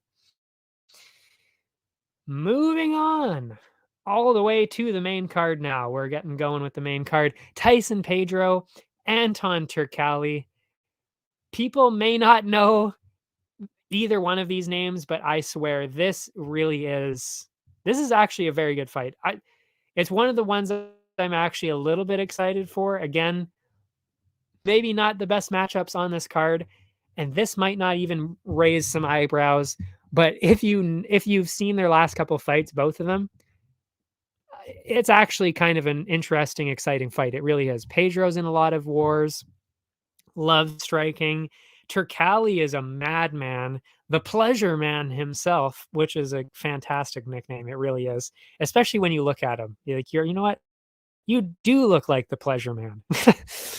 But he's a wild man. He really is. And guess what? He ain't getting knocked out because if you don't get knocked out by Vitor Petrino throwing an absolute brick at your face over and over, the bricks for hands that Vitor Petrino has, if you're not getting knocked out by that, you're not getting knocked out by Tyson Pedro. So I do think this is probably going to be over 2.5, unless Turkalj can get that sub, which is a very distinct possibility. But yeah, I'm going Turkalj on this. And the only reason I think he's that this is even on the odds is because people are like, oh, but he lost to Vitor Petrino. So Petrino isn't anybody big yet. So he's probably not going to beat this guy. Well, if you look at the style, this is not good for Tyson Pedro. He's been taken down quite a bit. He's been subbed, I think, a couple of times. Let's see here. Yeah, I mean, Bukauskas was the one that really exposed that grappling deficiency, but it was OSP. Ovince St. Preux got a first round straight arm lock against him. And I mean, Anton Turkalj is one of those guys that can get something like that. He is relentless with the takedowns. He can sure as shit take a punch to the face. So I think he'll just go in there, go for the grappling, all grappling for Anton Turkalj. He'll be able to take him down, and I think he'll submit him. That's what I think is going to happen. And even if it does go longer, I really do think that the grappling of Turkalj is just a little bit too much for Pedro, whereas Pedro's striking isn't really enough to beat Turkalj. Because like I said, if you're not fucking, it keeps cutting out. You're not going to get knocked out by Tyson Pedro if that's not happening. And he took some shots. You should really see that fight. That was a good fight. Anyway, so minus 115 for Anton Turkalj. So pretty much even odds. We'll just probably stick to no, we'd probably go Turkali finish, I guess. Because if you look at the over under, it is heavily favoring that under 2.5. My God, you can see the blinds. I'm blinded. The lights coming in. Oh my God. Good Lord. That actually, it doesn't really even look that bad, to be honest. It actually looks kind of normal. But anyway, it is kind of annoying though. It's going like straight at the sides, right in my eyes. You know when that happens? Your sunglasses and the sun goes right around. Nightmare. Nightmare scenario over here right now. But yeah, Turkali finish, that'll bring it to the plus money. And I think you gotta actually go all in on not even under 2.5. I think you gotta lower the odds on that by truly going for the under 1.5 because I think there's a distinct possibility that this could happen here. Um, yeah, I mean, he has a lot of early finishes, Turkali. Pedro does too, but Turkali does on the ground, which is where it matters in this case. Moving on. Who do we have next? I believe it is Justin Tafa and Austin Lane. The rematch that nobody asked for, but it is the first round KO that Australia needs and that Justin Tafa needs. And that's what's going to happen. I mean, let's be real. I mean, really, even if you watch their actual first fight, which only lasted, what was it, 20 seconds, 20, 30 seconds, I think to me anyway, it was pretty obvious what was going to happen because as it is, Lane wasn't really fast enough to kind of stop getting hit. Like he already got punched, I think it was 2 or 3 times pretty clean. He landed a couple, didn't really phase Tafa at all. That to me is a recipe for death. Tafa is going to get a KO. I'm pretty sure of that. Pretty sure it's going to be in the first round. I think there's pretty clear win. You got to go Tafa KO and then probably go with round one. And I mean, how would Lane even win this? Has Lane had any first round finishes like that? He's had a lot of first round knockouts too. So if he somehow pulls out the miracle, at least we'll still have that round one bet. And I think that would cash in either way. Yeah, Tafa is going to get it easy. I 100% agree. I really do not think this is going to even be a challenge, especially since, like I said, I don't even think the original one was in Australia, was it? No, that was UFC on ABC. So yeah, I mean, now he's actually back in Australia and he already knows what this guy's like. First round KO. Put that in the bank. Next up, Manel Kape, Felipe dos Santos. Gotta say, the odds are a little more one-sided than they probably should be because we've been getting kind of exposed to some Manel Kape weaknesses. I hate to say it because I'm a Manel Kape fan. I think he's really, really good. He's a dangerous guy, but I think we've been getting a little bit exposed to some weaknesses here and there, especially with David Dvorak. That was getting a little concerning sometimes. And Dos Santos actually is very, very good. Even though he was supposed to be on the Contender Series, that's where he last minute replacement came in from. So clearly I'm going to be picking Manel Kape, obviously. But like I don't know if I really want to keep him up all that high on my parlays. Like I don't really want to put him in a whole bunch of them. We've seen even David Dvorak. He literally just had that happen to him. He got surprised by a last minute replacement and lost like that. We've seen other people do that too. And if Kape doesn't perform the way that he gets his high pace going, could be a problem because Dos Santos keeps a very high pace. So if you don't have the pace, could lose. But I clearly do think Kape is going to win. And even though he is undefeated, Dos Santos is undefeated going into this, I do think that Kape could get a submission more than anything. I don't think he's going to get a knockout, because he looked pretty good on the feet, this guy, Dos Santos. But I do think that he could get a sub. And we haven't really seen too many subs from Cop, but he's got the skill. He's got the skill. I think this could be his chance to get it. So yeah, we'll go with what was, oh my goodness, this fucking website again kills me every time. Minus 380 for Cop, which we knew was going to happen. Of course, as I said, last minute opponent, debut for the other guy from the Contender Series. We know, which is why it's so one-sided. But we'll just lower that with, I don't know. I don't know if I want to go straight up sub. Do I want to go KO, or just finish? Can you just get the finish? These are the small decisions that make or break. And also, my God, the lighting in here is killing me now. Look at this. What's on this side? This bullshit. The fucking blinds right in my face. Good Lord. And I'm hungry. Losing it. Blood sugar's low. Good Lord. Yeah. So I'm tempted to go Manel Cop sub. I'm tempted. I'm very, very tempted because I think that's the only way he gets a finish. I don't think he's going to get a knockout here. Because actually, Dos Santos reminded me a little bit of Cop when I was watching the tape. Very similar kickboxing style. Similar stance, similar way that he throws things. He throws a lot of crazy stuff like Cop does, flying knees. There, the sun's gone now. That's nice. Spinning stuff, throws everything crazy. That's why I'm saying it is a lot closer than people think. Which means that we could definitely see the over. Where the hell this fucking website?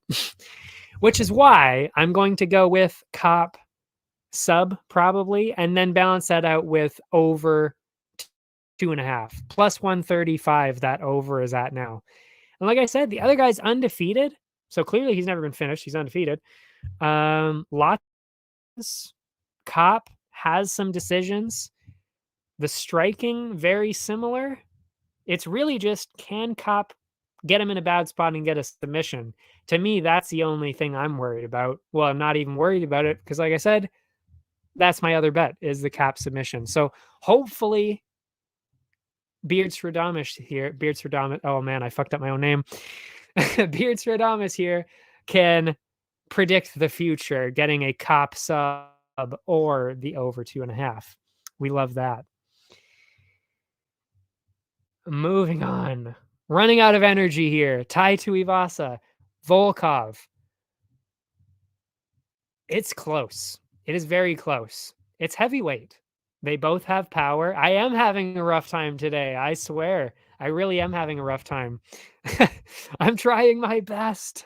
We're persevering, though. I'm still getting still getting the bets out. We're still doing good. I'm just stumbling and slowing down a lot. That's all. The wheels are falling off. Yeah, 2 more. Then the parlays. Hanging in there. By the way, random side point. I did cash in 2 of my 10-leg parlays last week, just because I said last week, I was like, I do actually cash in these 10-leg ones sometimes, and sometimes even higher than that. I actually did cash a couple of them in last week, thanks to what was on last week. There were a lot of different cards on. There were like 6 different cards. So yeah, I cashed in a few of those. That brought up the account, the betting account, a little bit. Yes. But anyway, moving on. Tai Tuivasa, you're going Volkov. Interesting. I see why you're saying that, but I'm going in the opposite direction. I really am. I think that it's probably about 50-50, and I truly believe that. I think either one of them could get a knockout. I really do. What it comes down to for me is, even when it is 50-50, I think you should go for the underdog anyway. I think that's just common sense. When you do think that it's close, you should be betting the underdog anyway, which at plus 195, that is a ridiculous, that's a great underdog to take. Incredible odds that we're getting here. And I'll also tell you why I do think, and you said it right there, especially at heavyweight, it can happen. And it can definitely happen when Tuivasa has that speed. And that's what I was talking about earlier when we were talking about the title shots. Because there is only one person, who has managed to hit Cyril Gane clean and almost knock him out. And that is Tai Tuivasa. So if Tai Tuivasa can almost knock out Cyril Gane, one of the cleanest strikers in the division, if he's fast enough and powerful enough to do that, I think he is more than capable enough to do that on somebody like Volkov, who is, let's face it, kind of slow because he's fucking 8 feet tall. So he's not very quick. He just has to overcome the reach. And if you look at the reach, it's actually not as crazy as you think. Volkov doesn't actually have as crazy of a reach as you would think, even though he has the height. And Tai Tuivasa landed a couple of pretty big ones on Pavlovich as well. And we saw that he's got the fucking chin. Because if Pavlovich did not knock him out cold, which he did not, he was ground and pounding the shit out of him, but he did not knock him out. If he can handle all that, I think he can handle Volkov, and I think that he can get the KO. So, Tuivasa, I'll do a shoey myself. I won't, but maybe someday I'll do a shoey when Tuivasa wins, but I don't think this will be the weekend that I will be doing that. We'll see.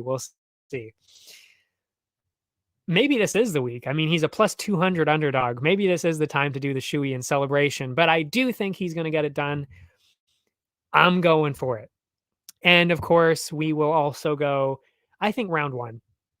I think we'll go round one on this one because Tuivasa is that kind of guy, and Volkov is okay with being that guy. He doesn't necessarily like to be that guy, but he can do it. He's done first rounders before.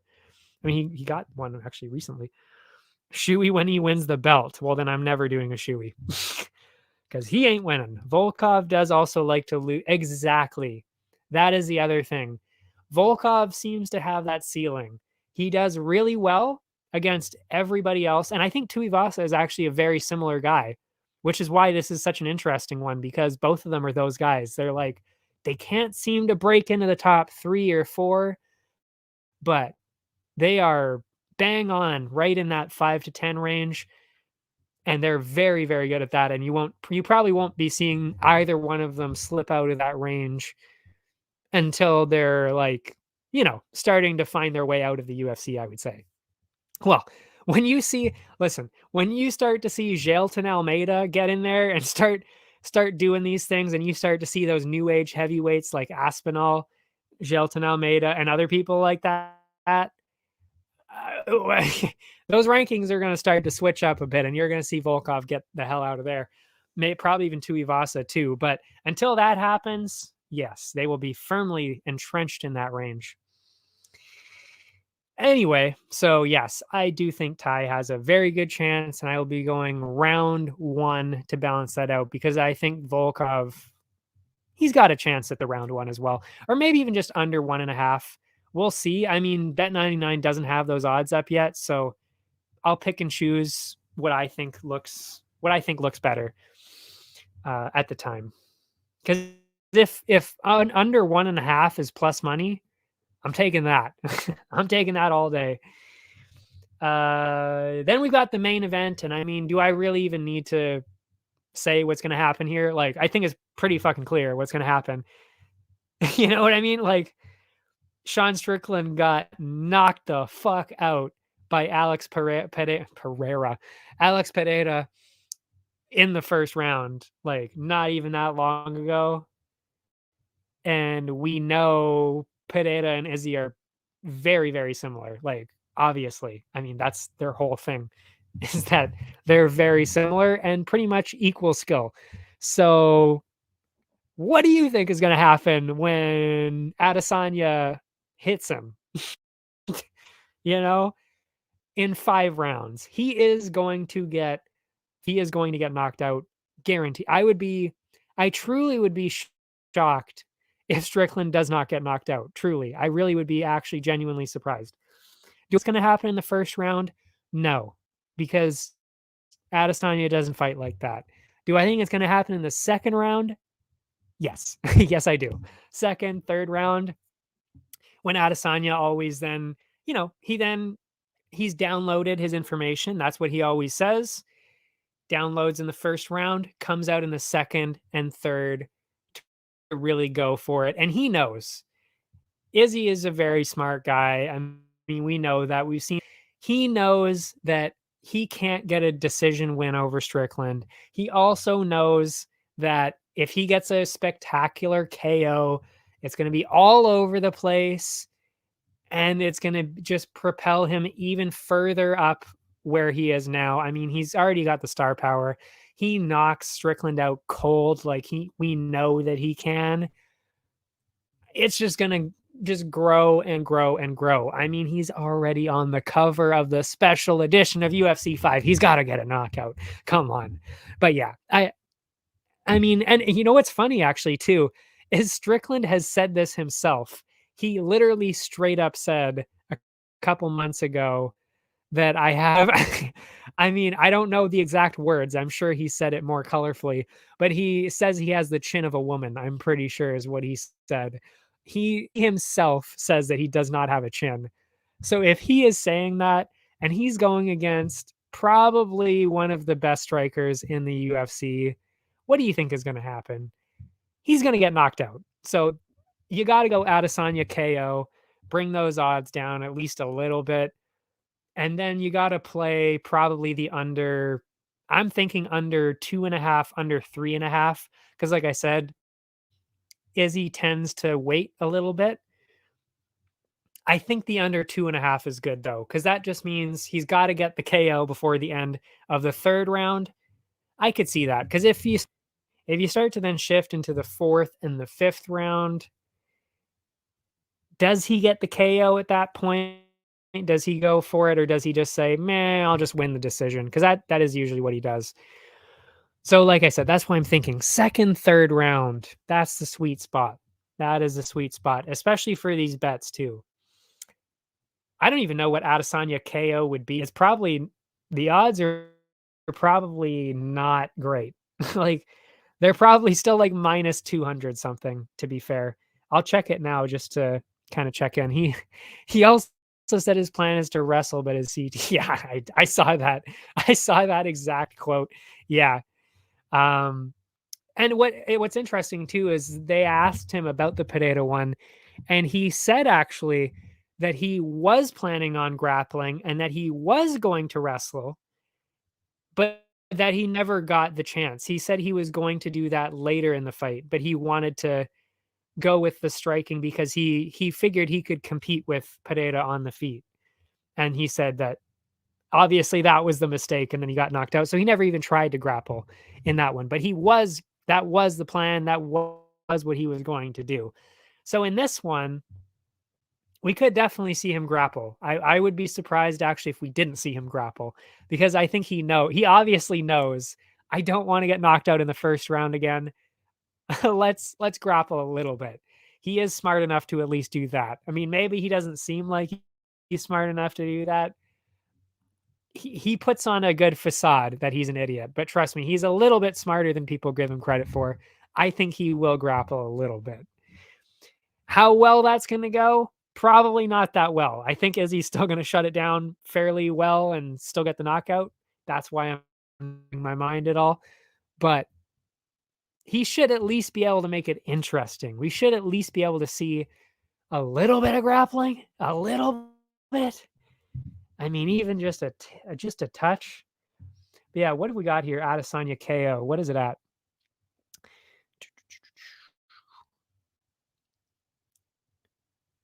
No way. That is wild. That is wild. I'm putting this in right now because there is no way that these odds are going to stay that low. I shit you not. It is at plus 100 for Adesanya to get a KO. That is unreal. I'm putting money on that as we speak on the air. I am putting money on that. $1. That's the budget I'm working with, okay? I know, it's so stupid. Plus 100 for Adesanya KO. If you're there, it says that there's 2 people listening right now. For the other person there, if you want to bet, I put that down now. Adesanya KO. I hope you find it too. I'm on Betway right now. Sorry, Bet99, you don't have your odds up. I went to Betway, put the plus 100 down, lock that shit in. Go to Betway right now, plus 100, Adesanya KO. That's incredible. He's got 5 rounds to do it. Come on. To at least take the chance. You gotta put that down. Put your money down. I might even do, I won't do $2. Or will I? Nah, I'll just go with the $1. That's incredible though. Adesanya KO plus 100. I've seen so much higher than that for like I've seen KOs and stuff that are like -200, -300. Like I've seen that before. So the fact that they don't think Adesanya is going to get it, or they think there's a 50-50, that's literally what that means, a 50-50 shot of him getting a KO. I think it is far better than 50-50. Unreal. Okay, now that I've fixed my thing here, there we go. So that's what I think is going to happen. Yeah. And that's it. That is it for the card. I need to start betting. See? Every so often, I mean, not even every so often, there's always some pretty suspect betting lines that it's like, really? That's plus money? Like, that's. Yeah, some of these odds really are like truly garbage. I mean, you see some here and there. Well, I mean, like, go me. Like last one, go me with a finish was plus 300. Are you joking? Like, go me has multiple. He's an insanely good striker, multiple finishes, multiple submissions, and him getting a finish was plus 300 last week against a debuting fighter.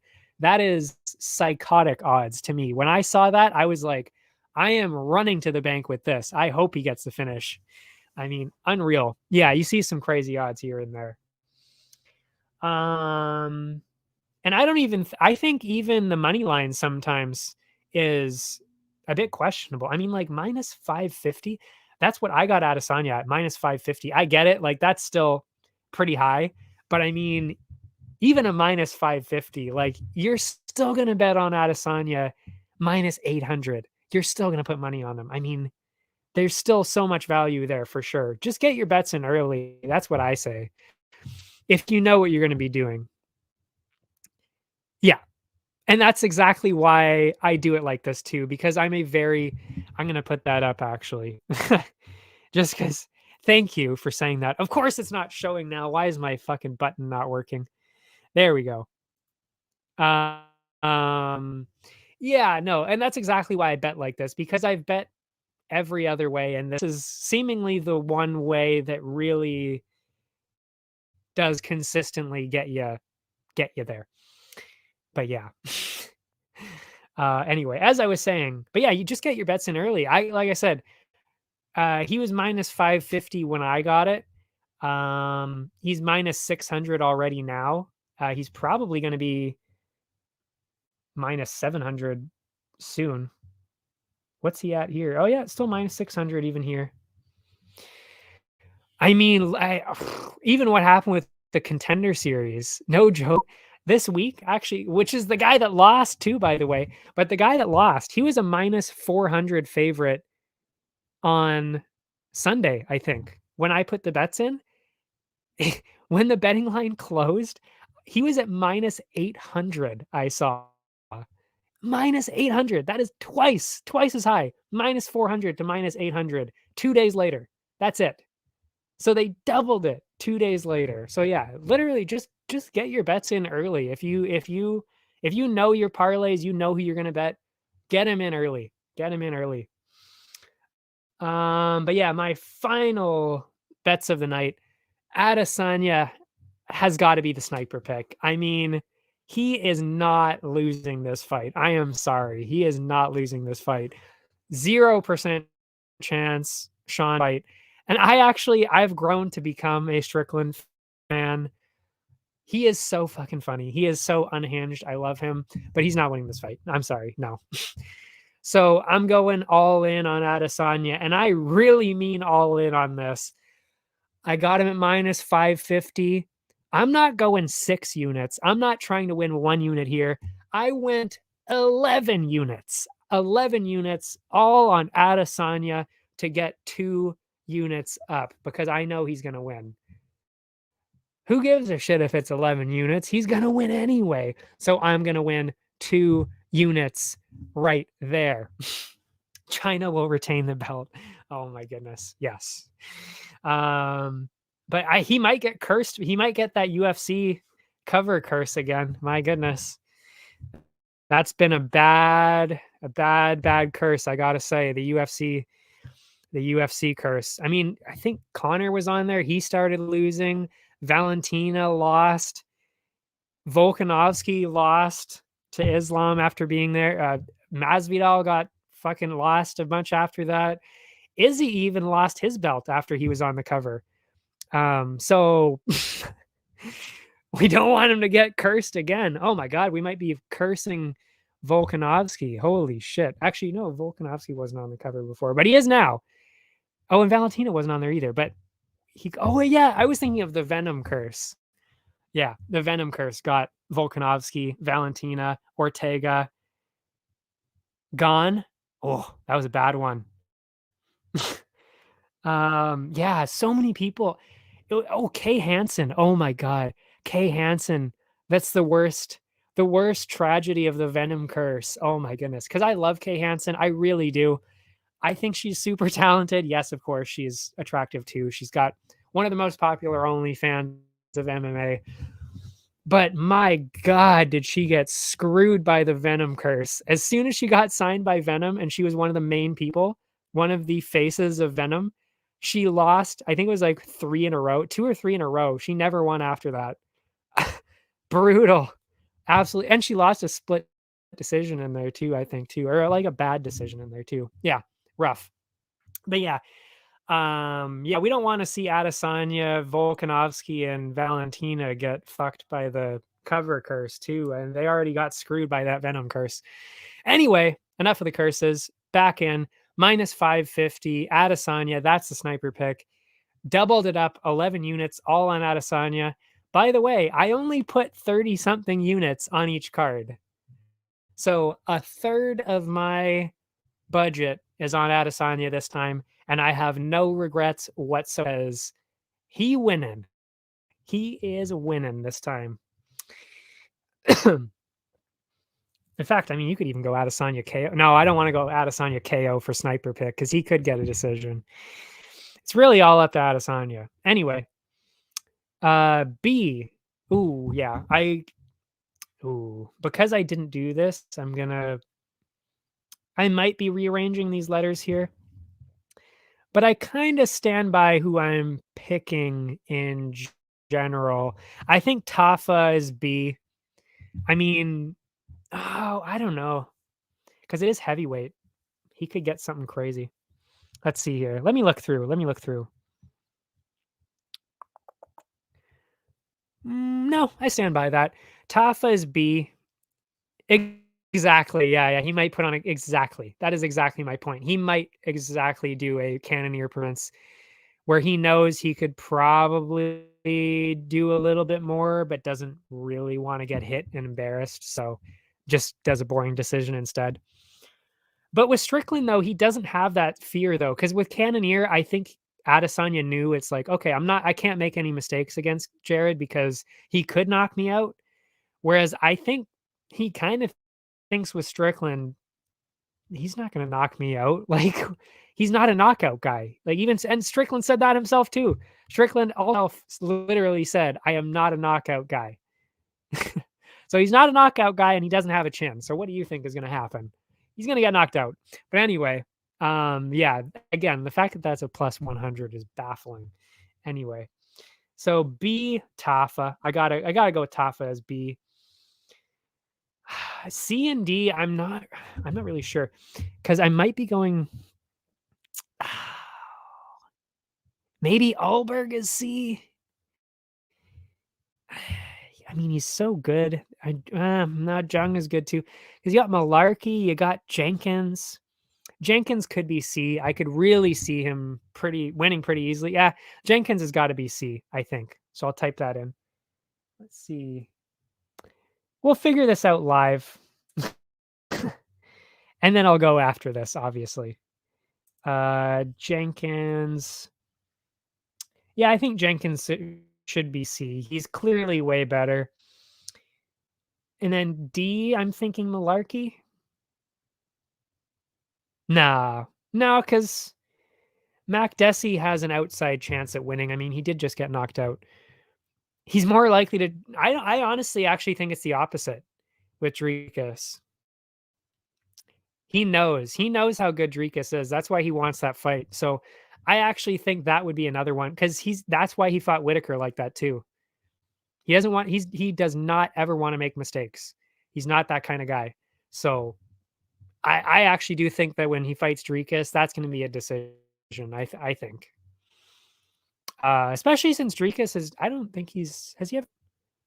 I'm not sure, but I mean, if any time he was going to get knocked out, it was going to be in that Tavares fight. That was ridiculous. I thought he was going to lose that for sure. Anyway, yes, I do need food. I'm almost there. So I think Malarkey has to be E because I don't fully trust him anymore. Hackprast has to be F because I don't trust him at all. And then D is Allberg, I would say, because he's very, very likely going to win. And that would be it, I would say. And I think that would lead to some nice parlays. I mean, let's see. Yeah, I got to be honest. I actually do think that's where we're headed. I really do. Hamzat, Izzy. I actually liked what Israel said.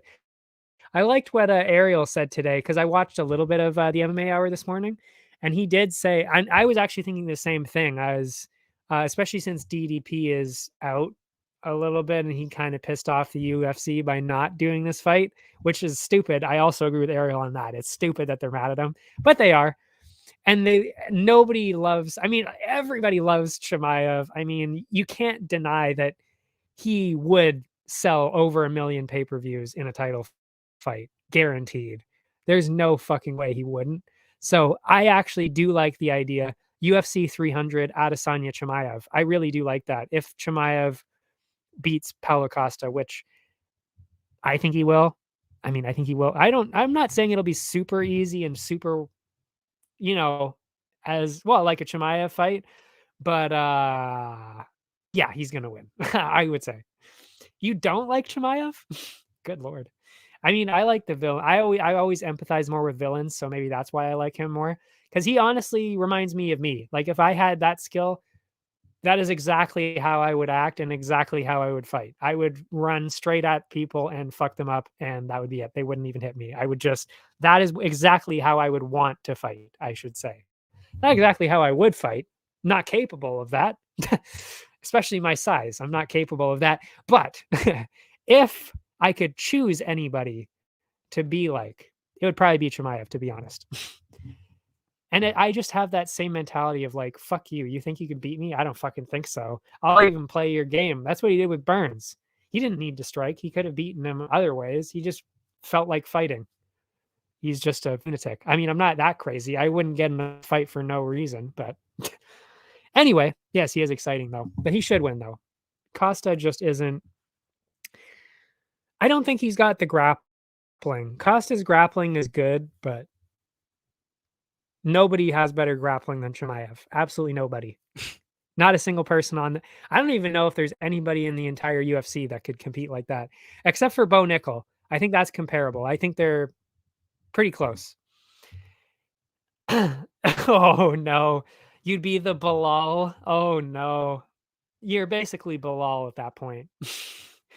That's sad. You don't want to be like that. Nah.